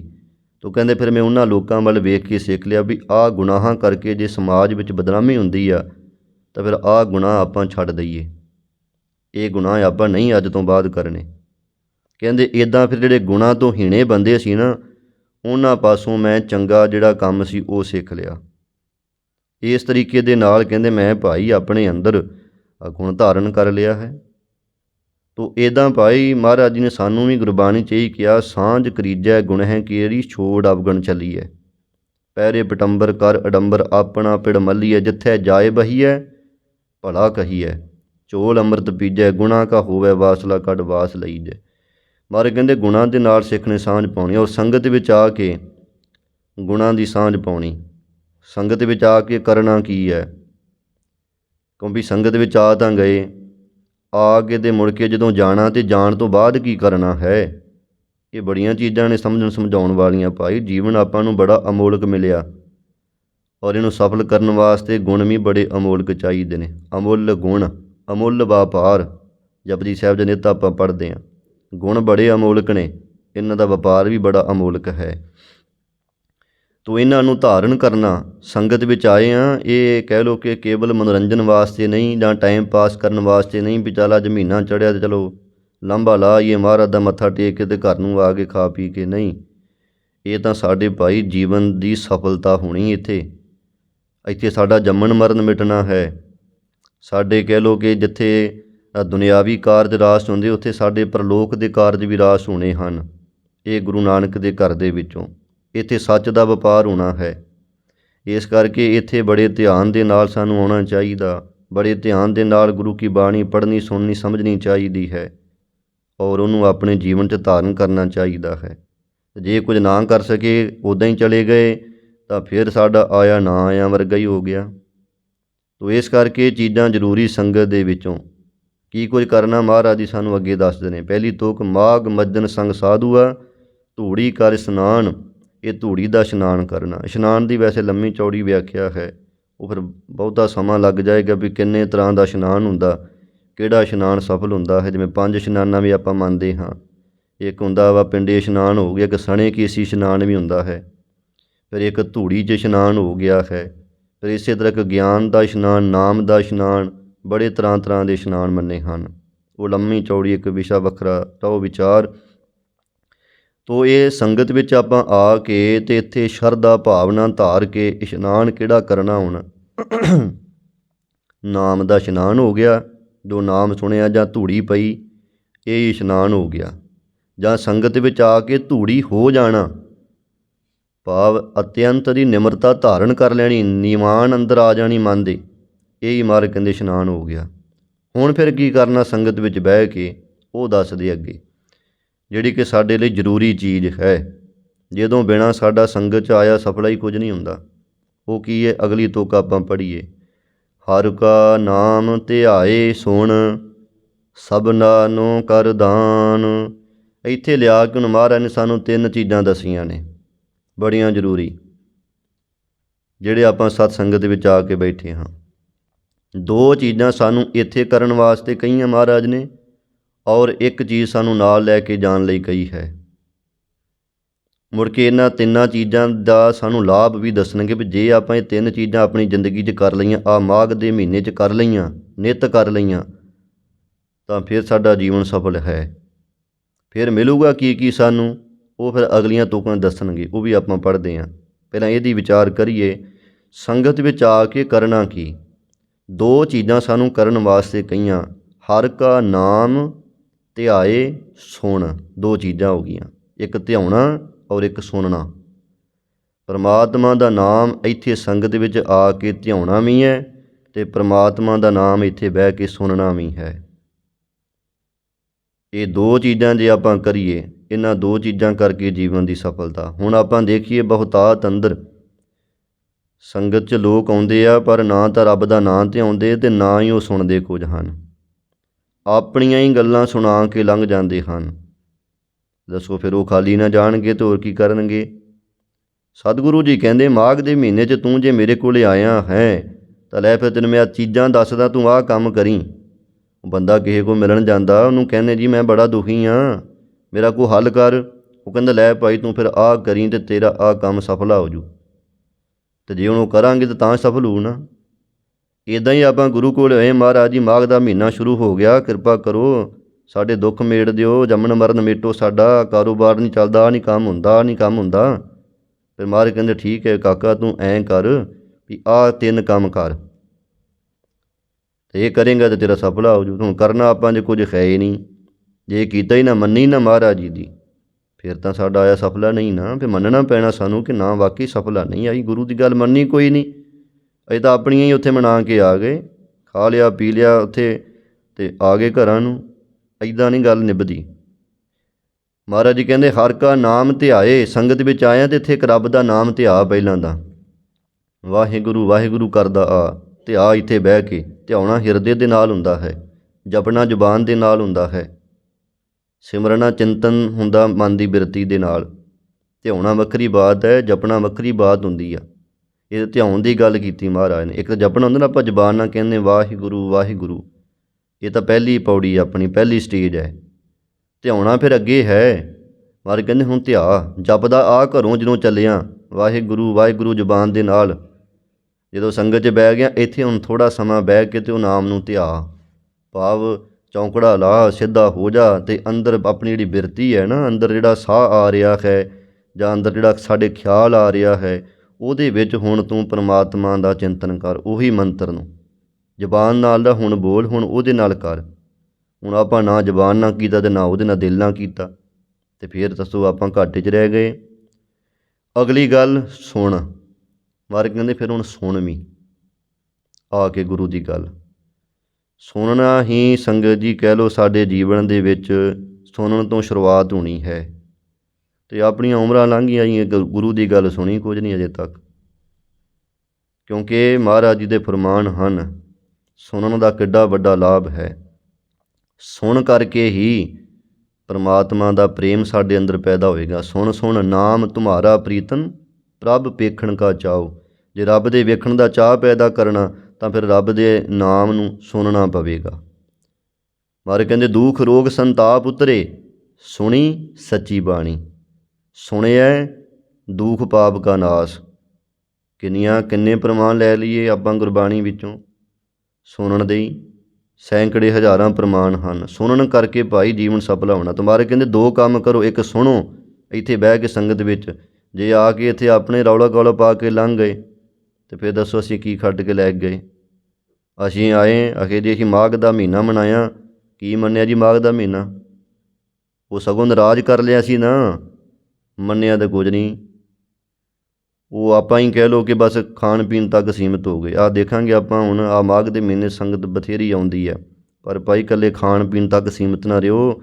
ਆਹ ਜ਼ਿੰਦਗੀ ਆਪਾਂ ਖਰਾਬ ਕਰ ਲਾਂਗੇ ਆਪਣੀ। ਆਹ ਗੁਰੂ ਦੀਆਂ ਗੱਲਾਂ ਮੰਨੋ। ਇਹ ਖਾਣਾ ਪੀਣਾ ਤਾਂ ਸਾਡੇ ਸਰੀਰ ਦੇ ਨਾਲ ਹੈ, ਇਹ ਤਾਂ ਮਿਲਦਾ ਹੀ ਜਾਣਾ।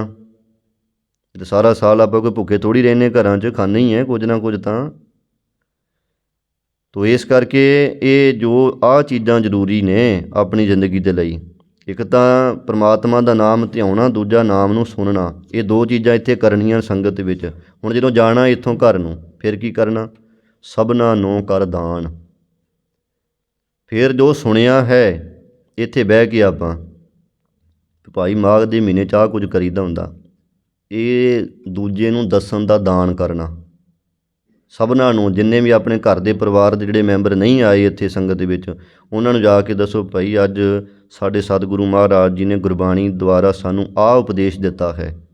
ਇਹਦਾ ਦਾਨ ਕਰਨਾ ਸਾਰਿਆਂ ਨੂੰ, ਦੂਜੇ ਦਾ ਹੀ ਭਲਾ। ਜੇ ਰਾਹ 'ਚ ਕੋਈ ਮਿਲਿਆ ਹੈ, ਕੋਈ ਮਿੱਤਰ ਸੱਜਣ, ਅਤੇ ਉਹਦੇ ਨਾਲ ਵੀ ਇਹ ਨਾਮ ਦਾ ਦਾਨ ਕਰਨਾ ਕਿ ਭਾਈ ਗੁਰਬਾਣੀ ਵਿੱਚ ਸਾਡੇ ਸਤਿਗੁਰੂ ਜੀ ਨੇ ਅੱਜ ਸਾਨੂੰ ਆਹ ਸਿੱਖਿਆ ਦਿੱਤੀ ਆ, ਇਸ ਕਰਕੇ ਆਪਾਂ ਆਹ ਚੀਜ਼ਾਂ ਧਾਰਨ ਕਰੀਏ, ਸਾਡਾ ਜੀਵਨ ਸਫਲਾ ਹੋਵੇ। ਇਹ ਦਾਨ ਕਰੋ। ਜਾਂ ਦੂਜਾ ਭਾਵ ਦਾਨ ਦਾ ਜਿਹੜਾ ਆਪਾਂ ਪੈਸੇ ਧੇਲੇ ਦਾ ਜਾਂ ਕੁਝ ਹੋਰ ਚੀਜ਼ਾਂ ਕਰਦੇ ਹਾਂ, ਉਹ ਤਾਂ ਇੱਕ ਵੱਖਰੀ ਬਾਤ ਹੈ ਭਾਈ। ਪਰ ਇਹ ਦਾਨ ਕਰਨਾ ਜਿਹੜਾ ਹੁਣ ਦਾਨ ਤਾਂ ਹੀ ਕਰਾਂਗੇ ਜੇ ਪੱਲੇ ਕੁਝ ਹੋਊਗਾ। ਹੁਣ ਪੈਸਾ ਧੇਲਾ ਕੋਲ ਹੈ ਨਹੀਂ ਅਤੇ ਬੰਦਾ ਆਖੇ ਹੁਣ ਮੈਂ ਦਾਨ ਕਰਾਂ, ਤਾਂ ਉਹ ਦਾਨ ਕਿਵੇਂ ਹੋ ਜੂ? ਜੇ ਪੈਸਾ ਧੇਲਾ ਕੋਲ ਹੈ ਤਾਂ ਉਹਦਾ ਦਾਨ ਹੋਊ ਨਾ। ਇੱਦਾਂ ਹੀ ਜੇ ਆਪ ਸੁਣਿਆ ਹੋਊਗਾ, ਸੰਗਤ ਵਿੱਚ ਬਹਿ ਕੇ ਕੁਝ ਮੰਨਿਆ ਹੋਊਗਾ, ਤਾਂ ਉਹੀ ਘਰ ਜਾ ਕੇ ਦਾਨ ਕਰਾਂਗੇ ਨਾ। ਜੇ ਸੰਗਤ 'ਚ ਆਪਾਂ ਕੋਈ ਸੁਣ ਮੰਨ ਕੇ ਨਹੀਂ ਗਏ ਅਤੇ ਉੱਦਾਂ ਹੀ ਚਲੇ ਗਏ। ਉਹ ਜਿਵੇਂ ਅੱਜ ਕੱਲ੍ਹ ਕਹਿੰਦੇ ਨਾ ਕਈ, ਉਹ ਕੱਪੜੇ ਪਾ ਕੇ ਅਤੇ ਕਹਿੰਦੇ ਆ ਦਾਲ ਦੇ ਛੱਟੇ 2 ਕੁ ਮੇਰੇ ਪਾ ਦੀ। ਕਹਿੰਦੇ ਜੀ ਕੀ? ਕਹਿੰਦੇ ਘਰਦਿਆਂ ਨੂੰ ਪਤਾ ਚੱਲੇ ਕਿ ਮੈਂ ਸੇਵਾ ਕਰਕੇ ਆਇਆ। ਇੱਦਾਂ ਤਾਂ ਨਹੀਂ ਸੇਵਾ ਪ੍ਰਵਾਨ ਹੋਣੀ ਆਪਣੀ। ਘਰਦਿਆਂ ਨੂੰ ਧੋਖੇ 'ਚ ਰੱਖ ਲਾਂਗੇ, ਗੁਰੂ ਨੂੰ ਥੋੜ੍ਹੀ ਧੋਖੇ 'ਚ ਰੱਖਾਂਗੇ ਆਪਾਂ। ਸਤਿਗੁਰੂ ਤਾਂ ਜਾਣਦਾ ਨਾ। ਰੋਜ਼ ਦਾ ਆਪਾਂ ਕਹਿੰਦੇ ਘੜ ਘੜ ਕੇ ਅੰਤਰ ਕੀ ਜਾਣਤ, ਭਲੇ ਬੁਰੇ ਕੀ ਪੀਰ ਪਛਾਨਤ। ਅਤੇ ਫਿਰ ਉਹਨੂੰ ਨਿਆਣਾ ਸਮਝਿਆ ਆਪਾਂ ਕਿ ਉਹਨੂੰ ਪਤਾ ਨਹੀਂ ਲੱਗਦਾ ਕਿਸੇ ਗੱਲ ਦਾ। ਸਭ ਪਤਾ ਭਾਈ, ਅੰਤਰਜਾਮੀ ਸਭ ਕੁਛ ਜਾਣੈ। ਉਹ ਸਾਡੇ ਦਿਲਾਂ ਦੀਆਂ ਉਹ ਵੀ ਚੀਜ਼ਾਂ ਜਾਣਦਾ ਹੈ ਜਿਹੜੀਆਂ ਅਸੀਂ ਕਿਸੇ ਨਾਲ ਕਦੀ ਸਾਂਝੀਆਂ ਨਹੀਂ ਕੀਤੀਆਂ। ਰੱਬ ਤਾਂ ਉਹ ਵੀ ਜਾਣਦਾ, ਉਹ ਤੋਂ ਕਿੱਥੇ ਪਰਦਾ ਪਾ ਲਾਂਗੇ ਆਪਾਂ। ਇਸ ਕਰਕੇ ਪਹਿਲਾਂ ਤਾਂ ਆਪ ਨਾਮ ਧਿਆਓ ਸੰਗਤ ਵਿੱਚ, ਫਿਰ ਸੁਣੋ ਜੋ ਇੱਥੇ ਗੁਰੂ ਦੀ ਗੱਲ ਹੋਈ ਆ ਮਾਘ ਦੇ ਮਹੀਨੇ ਦੀ ਕਥਾ। ਹੁਣ ਜੇ ਆਪਾਂ ਘਰ ਬੱਚਾ ਜਾਂਦਾ ਸਾਡਾ ਸਕੂਲ, ਆਉਂਦੇ ਨੂੰ ਪੁੱਛਦੇ ਹਾਂ ਪੁੱਤ ਕੀ ਕੀ ਪੜ੍ਹ ਕੇ ਆਇਆ। ਸਾਨੂੰ ਚਾਹੇ ਨਹੀਂ ਵੀ ਪਤਾ, ਪਰ ਕੋਈ ਕੱਲੀ ਕੱਲੀ ਗੱਲ ਪੁੱਛਦੇ ਆ ਨਾ ਸਕੂਲ ਦੀ, ਕੀ ਸਿੱਖਿਆ, ਫਿਰ ਅੱਜ ਕੀ ਪੜ੍ਹ ਕੇ ਆਇਆ, ਸੁਣਾ ਮੇਰਾ ਪੁੱਤ ਮੈਨੂੰ ਆਹ ਚੀਜ਼ ਸੁਣਾ। ਹੁਣ ਸਾਡੇ ਬੱਚੇ ਘਰ ਬੈਠੇ ਆ ਅਤੇ ਆਪਾਂ ਇੱਥੋਂ ਚਲੇ ਜਾਈਏ ਘਰ, ਅਤੇ ਉਹ ਸਾਨੂੰ ਪੁੱਛਣ ਕਿ ਤੁਸੀਂ ਕਿੱਥੋਂ ਆਏ ਜੀ? ਗੁਰਦੁਆਰੇ। ਅੱਛਾ ਦੱਸੋ ਗੁਰਦੁਆਰੇ 'ਚ ਕਥਾ ਹੁੰਦੀ, ਕੀ ਸੁਣ ਕੇ ਆਏ ਹੋ? ਵੀ ਉੱਥੇ ਕੀ ਜਵਾਬ ਦੇਵਾਂਗੇ ਆਪਾਂ ਵੀ ਨਹੀਂ ਸੁਣਿਆ ਤਾਂ ਮੈਂ ਕੁਝ ਨਹੀਂ, ਉੱਥੇ ਬਸ ਐਂ ਹੀ ਬਹਿ ਕੇ ਤੇ ਆ ਗਿਆ।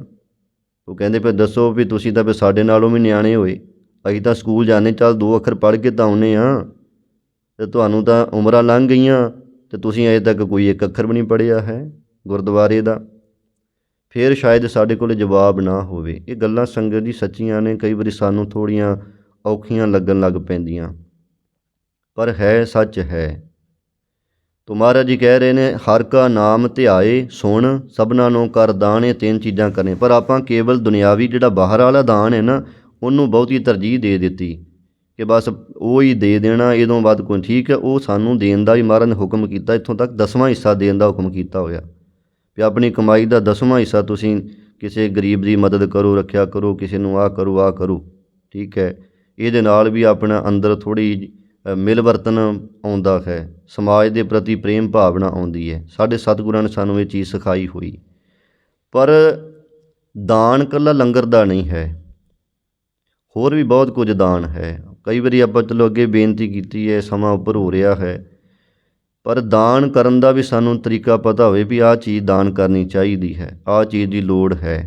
ਹੁਣ ਕਹਿ ਲਓ ਵੀ ਗਵਾਂਢੀ ਸਾਡਾ ਤਾਂ ਭੁੱਖਾ ਮਰਦਾ ਹੋਵੇ ਅਤੇ ਆਪਾਂ ਗੁਰਦੁਆਰੇ ਆ ਕੇ ਅਤੇ ਉੱਥੇ ਛਬੀਲਾਂ ਲਾਈਆਂ ਜਾਂ ਲੰਗਰ ਲਾ ਦਿੱਤੇ, ਉੱਥੇ ਮਹਾਰਾਜ ਦੀ ਖੁਸ਼ੀ ਥੋੜ੍ਹੀ ਕੋਈ। ਘਰ ਮਾਂ ਨੂੰ ਪਾਣੀ ਨਾ ਪੁੱਛਿਆ ਹੋਵੇ ਅਤੇ ਬਾਹਰ ਆ ਕੇ ਆਖੇ ਵੀ ਮੈਂ ਹੁਣ ਛਬੀਲਾਂ ਲਾਉਣੀਆਂ, ਮੇਰੀ ਇੰਨੀ ਸੇਵਾ ਪਾ ਲਿਓ ਜੀ, ਆ ਮੇਰੇ ਵੱਲੋਂ 10 ਬੋਤਲਾਂ ਸ਼ਰਬਤ ਦੀਆਂ, ਅਤੇ ਘਰ ਮਾਂ ਧਿਆਈ ਮਰ ਗਈ, ਉਹ ਸੇਵਾ ਪ੍ਰਵਾਨ ਹੋ ਜੂ? ਨਹੀਂ, ਉਹ ਸੇਵਾ ਕਦੀ ਪ੍ਰਵਾਨ ਨਹੀਂ ਹੋਣੀ। ਪਰ ਬੰਦਾ ਇਹ ਸਮਝਦਾ ਹੀ ਨਹੀਂ, ਉਹਦੇ ਅੰਦਰ ਇਹ ਬਹਿ ਗਿਆ ਹੈ ਕਿ ਨਹੀਂ ਆਹ ਮੈਂ ਚੀਜ਼ ਕਰਨੀ ਹੈ ਅਤੇ ਮੇਰਾ ਬਸ ਇੱਦਾਂ ਹੀ ਭਲਾ ਹੋਣਾ। ਭਾਈ ਇੱਦਾਂ ਕੋਈ ਭਲਾ ਨਹੀਂ ਹੁੰਦਾ। ਉਦਣ ਵੀ ਸਾਖੀ ਸੁਣੀ ਨਾ 6ਵੇਂ ਪਾਤਸ਼ਾਹ ਦੀ, ਸ਼ਹਿਦ ਲੈ ਕੇ ਆ ਗਿਆ, ਉਹ ਰਸਤੇ 'ਚੋਂ ਸਿੱਖ ਨੇ ਮੰਗ ਲਿਆ ਭਾਈ ਕੱਟੂ ਨੇ, ਉਹ ਭਾਈ ਮੈਨੂੰ ਦੇ ਠੰਡ ਲੱਗੀ ਹੈ, ਥੋੜ੍ਹਾ ਜਿਹਾ ਜ਼ੁਕਾਮ ਰੇਸ਼ਾ ਹੋਇਆ ਪਿਆ, ਸ਼ਹਿਦ ਛਕ ਲਈਏ। ਕਹਿੰਦਾ ਨਹੀਂ, ਤਾਂ ਮਹਾਰਾਜ ਵਾਸਤੇ ਆ। ਲਿਆਂਦਾ ਅਤੇ ਮਹਾਰਾਜ ਜੀ ਕੋਲ ਜਦੋਂ ਲੈ ਕੇ ਗਿਆ, ਕਹਿੰਦਾ ਸ਼ਹਿਦ ਛਕੋ। ਮਹਾਰਾਜ ਕਹਿੰਦੇ ਲਿਆ, ਵੇਖਿਆ ਵਿੱਚ ਕੀੜੇ ਪਏ ਹੋਏ, ਹਾਲਾਂਕਿ ਸ਼ਹਿਦ 'ਚ ਕੀੜੇ ਨਹੀਂ ਪੈਂਦੇ, ਪਰ ਉਹ ਸ਼ਹਿਦ 'ਚ ਕੀੜੇ ਪੈ ਗਏ। ਕਹਿੰਦਾ ਮਹਾਰਾਜ ਮੈਂ ਤਾਂ ਬੜਾ ਵਧੀਆ ਚੋ ਕੇ ਲਿਆਂਦਾ ਸੀ। ਮਹਾਰਾਜ ਕਹਿੰਦੇ ਗੱਲ ਇਹ ਹੋਈ ਵੀ ਜਿੱਥੇ ਅਸੀਂ ਮੰਗਿਆ ਸੀ ਉੱਥੇ ਤਾਂ ਤੂੰ ਦਿੱਤਾ ਨਹੀਂ। ਮਹਾਰਾਜ ਜੀ ਕਿੱਥੇ ਮੰਗਿਆ ਸੀ? ਕਹਿੰਦੇ ਚੇਤੇ ਕਰ। ਮਹਾਰਾਜ ਕਹਿੰਦੇ ਗੁਰਸਿੱਖਾਂ ਅੰਦਰ ਸਤਿਗੁਰ ਵਰਤੈ, ਅਸੀਂ ਸਿੱਖਾਂ ਦੇ ਵਿੱਚ ਹੀ ਵਰਤ ਰਹੇ ਹਾਂ। ਜੋ ਸਿੱਖਾਂ ਨੂੰ ਲੋਚੈ ਸੋ ਗੁਰ ਖੁਸ਼ੀ ਆਵੇ। ਤੋ ਇਸ ਕਰਕੇ ਭਾਈ ਤੂੰ ਉੱਥੇ ਦੇਣਾ ਸੀ ਨਾ, ਉੱਥੇ ਤੂੰ ਦਿੱਤਾ ਨਹੀਂ, ਹੁਣ ਸਾਡੇ ਕਾਹਦੇ ਕੰਮ ਇੱਥੇ? ਜਾਂ ਪਹਿਲਾਂ ਉੱਥੇ ਦੇ ਕੇ ਅਸੀਂ ਉੱਥੇ ਖਾਵਾਂਗੇ ਤੇਰੇ ਕੋਲੋਂ। ਇੱਦਾਂ ਸਾਡੇ ਸਤਿਗੁਰੂ ਮਹਾਰਾਜ ਤਾਂ ਭਾਈ ਚੋਜੀ ਪ੍ਰੀਤਮ ਨੇ। ਤੋ ਇੱਦਾਂ ਸਭਨਾਂ ਨੂੰ ਕਰ ਦਾਨ। ਇੱਕ ਦਾਨ ਤਾਂ ਚਲੋ ਬਾਹਰ ਹੀ ਹੈ, ਇਹ ਵੀ ਭਾਈ ਸਾਰਿਆਂ ਦੇ ਤਾਈਂ ਸਾਂਝਾ ਹੀ ਵਰਤਾਉਣਾ, ਜੋ ਗੁਰੂ ਘਰ ਵਿੱਚ ਮਾਣ ਮਰਜ਼ਾਦਾ ਹੈ ਵੀ ਜੋ ਲੰਗਰ ਪਾਣੀ ਬਣਦਾ ਉਹ ਵੀ ਸਾਰਿਆਂ ਦਾ ਸਾਂਝਾ ਹੀ ਹੁੰਦਾ ਹੈ। ਇਸ ਕਰਕੇ ਉਹ ਵੀ ਸਭਨਾਂ ਨੂੰ ਸਾਂਝਾ ਦਾਨ ਕਰਨਾ, ਕਿਸੇ ਨਾਲ ਵਿਤਕਰਾ ਨਹੀਂ ਕੋਈ ਕਰਨਾ ਦਾਨ ਕਰਨ ਲੱਗਿਆ। ਦੂਜਾ ਜਿਹੜੀ ਇੱਥੇ ਵਿਚਾਰ ਕੀਤੀ ਹੈ ਉਹ ਹੈ ਨਾਮ ਦੇ ਦਾਨ ਦੀ। ਜੋ ਸੰਗਤ ਵਿੱਚੋਂ ਸੁਣਿਆ ਇਹਦਾ ਜਾ ਕੇ ਸਭਨਾਂ ਨੂੰ ਦਾਨ ਵੀ ਕਰਨਾ, ਜੋ ਆਪ ਸੁਣਿਆ ਹੈ ਦੂਜੇ ਨੂੰ ਦੱਸਣ ਦਾ। ਇਹ ਸਾਨੂੰ ਮਹਾਰਾਜ ਨੇ ਇੱਕ ਕੰਮ ਲਾ ਦਿੱਤਾ, ਅਵੇਸਲੇ ਨਹੀਂ ਬਣਾਇਆ। ਮਹਾਰਾਜ ਸਾਨੂੰ ਸਮਝਦਾਰ ਬਣਾ ਦਿੱਤਾ ਕਿ ਤੁਸੀਂ ਆਪਣੀ ਜ਼ਿੰਮੇਵਾਰੀ ਸੰਭਾਲੋ, ਨਹੀਂ ਤਾਂ ਢਾਹ ਤਾਂ ਲੱਗੀ ਹੋਈ ਹੈ ਚਾਰੇ ਪਾਸਿਓਂ ਹੀ ਆਪਣੀ। ਦੇਖ ਲਓ ਧਰਮ ਨੂੰ, ਮਤ ਨੂੰ, ਆਪਣੇ ਨੂੰ। ਮਹਾਰਾਜ ਨੇ ਸਾਨੂੰ ਸਾਵਧਾਨ ਕੀਤਾ, ਆਪ ਸੁਣੋ, ਮੰਨੋ, ਧਿਆਵੋ ਅਤੇ ਦੂਜਿਆਂ ਨੂੰ ਜਾ ਕੇ ਦੱਸੋ। ਹੁਣ ਮਹਾਰਾਜ ਜੀ ਇਹ ਚੀਜ਼ਾਂ ਆਪਾਂ ਕੀਤੀਆਂ, ਇਹਦੇ ਨਾਲ ਸਾਨੂੰ ਮਿਲੂ ਕੀ?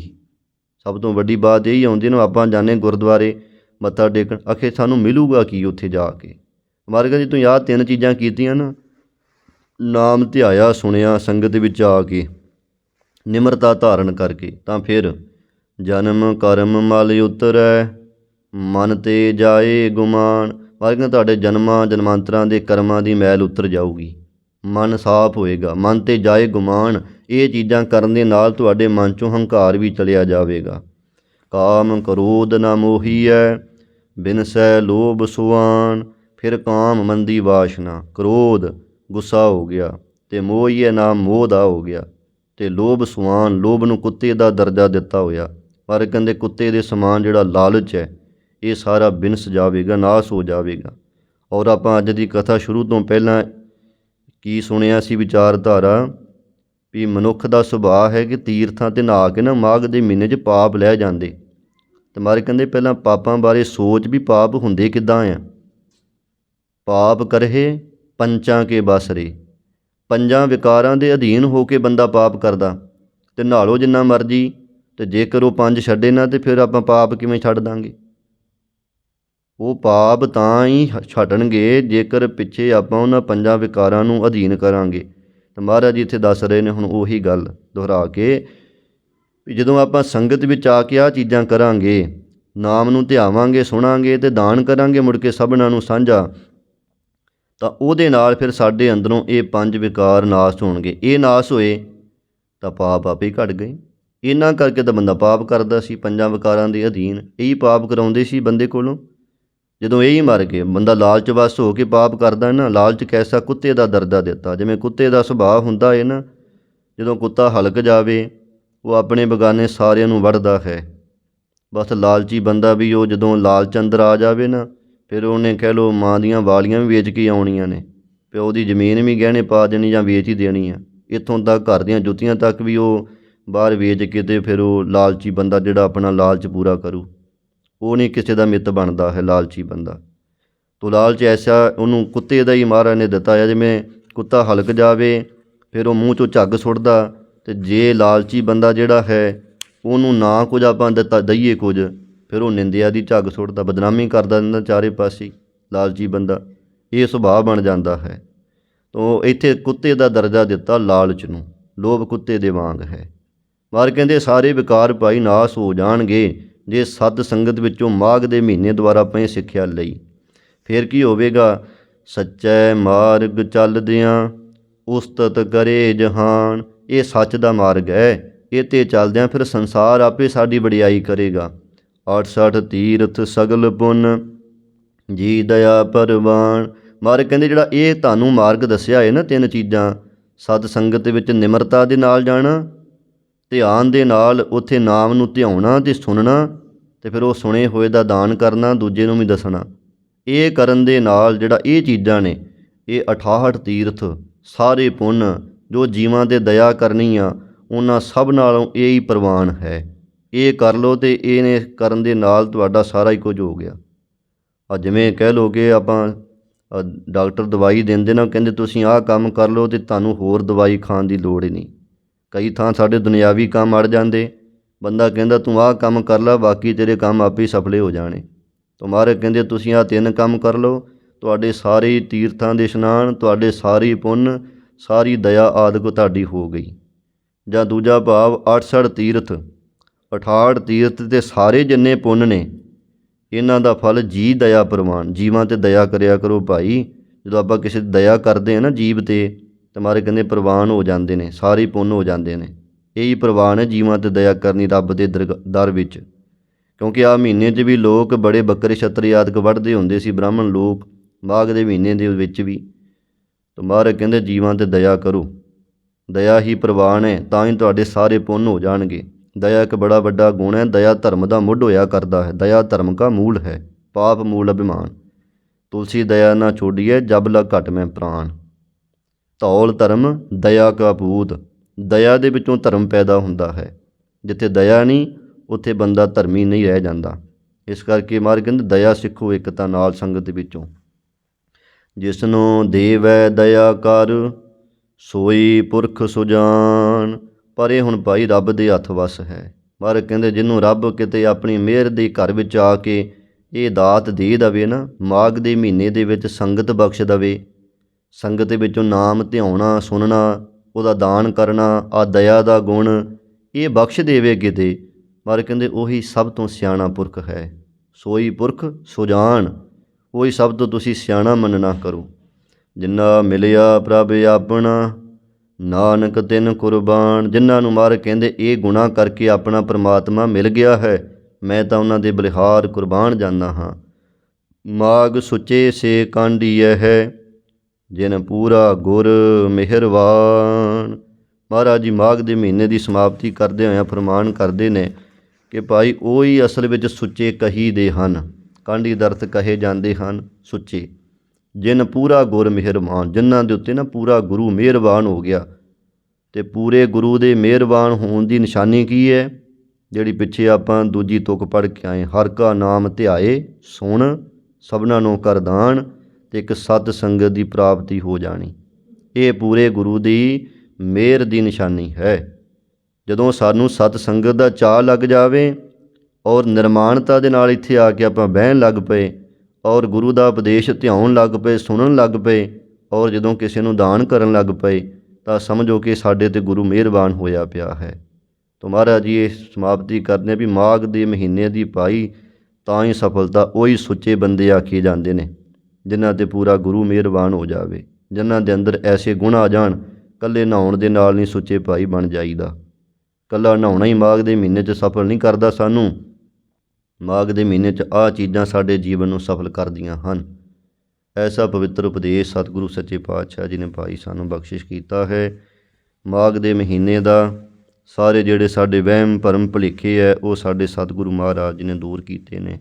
ਸਤਿਗੁਰੂ ਜੀ ਕਿਰਪਾ ਕਰਨ ਇਹ ਜੋ ਮਾਘ ਦੇ ਮਹੀਨੇ ਦਾ ਉਪਦੇਸ਼ ਹੈ ਸਾਡੇ ਹਿਰਦੇ 'ਚ ਵਸੇ, ਅਤੇ ਇਹਨੂੰ ਇਸੇ ਤਰ੍ਹਾਂ ਆਪਾਂ ਕਮਾਉਣ ਦਾ ਯਤਨ ਕਰੀਏ ਜਿਵੇਂ ਸਾਡੇ ਸਤਿਗੁਰੂ ਮਹਾਰਾਜ ਜੀ ਨੇ ਸਾਨੂੰ ਦੱਸਿਆ, ਤਾਂ ਕਿ ਸਾਡੀ ਜਿਹੜੀ ਸੋਚ ਦੂਜੇ ਮਤਾਂ ਦੀ ਗੁਲਾਮ ਹੋ ਗਈ ਹੈ, ਵਹਿਮਾਂ ਭਰਮਾਂ ਪਖੰਡਾਂ ਦੇ ਵਿੱਚ ਫਸੀ ਹੋਈ ਹੈ, ਉੱਧਰੋਂ ਨਿਕਲ ਸਕੇ। ਤਾਂ ਹੀ ਭਾਈ ਸਾਡੇ ਇਹ ਸਫਲੇ ਹੁੰਦੇ ਨੇ ਮਹੀਨੇ, ਕਿਉਂਕਿ ਆਪਣੀ ਜਿਹੜੀ ਸੋਚ ਬਹੁਤ ਜ਼ਿਆਦਾ ਵਹਿਮਾਂ ਭਰਮਾਂ ਭੁਲੇਖਿਆਂ 'ਚ ਫਸ ਚੁੱਕੀ ਹੈ, ਨਹੀਂ ਨਿਕਲ ਰਹੀ ਹੈ। ਉਹੀ ਵਹਿਮ ਭਰਮ ਜਿਹੜੇ ਹਜ਼ਾਰਾਂ ਸਾਲ ਪਹਿਲਾਂ ਲੋਕਾਂ ਦੇ ਮਨਾਂ 'ਚ ਪਾਏ ਹੋਏ ਸੀ, ਉਹ ਲੋਕ ਮਰ ਗਏ, ਕੋਈ ਨਾਮੋ ਨਿਸ਼ਾਨ ਨਹੀਂ ਉਹਨਾਂ ਦਾ, ਪਰ ਉਹ ਸੋਚ ਉਸੇ ਤਰ੍ਹਾਂ ਹੀ ਕੰਮ ਕਰਦੀ ਜਾ ਰਹੀ ਅੱਗੇ ਤੋਂ ਅੱਗੇ। ਗੁਰੂ ਨਾਨਕ ਦੇਵ ਸੱਚੇ ਪਾਤਸ਼ਾਹ ਜੀ ਦੀ ਵਿਚਾਰਧਾਰਾ ਇਹ ਸਾਡੇ ਹਿਰਦੇ 'ਚ ਵਸੇ, ਸਾਡਾ ਜੀਵਨ ਸਫਲ ਕਰੇ ਹੋ ਜਾਵੇ ਭਾਈ। ਇੱਥੇ ਹੀ ਸਮਾਪਤੀ। ਭੁੱਲਾਂ ਚੁੱਕਾਂ ਦੀ ਖਿਮਾ। ਜਿੰਨਾ ਮਿਲਿਆ ਪ੍ਰਭ ਆਪਣਾ, ਨਾਨਕ ਤਿਨ ਕੁਰਬਾਨ। ਮਾਘ ਸੁਚੇ ਸੇ ਕਾਂਢੀਐ ਹੈ, ਜਿਨ ਪੂਰਾ ਗੁਰ ਮਿਹਰਬਾਨ। ਵਾਹਿਗੁਰੂ ਜੀ ਕਾ ਖਾਲਸਾ, ਵਾਹਿਗੁਰੂ ਜੀ ਕੀ ਫਤਿਹ।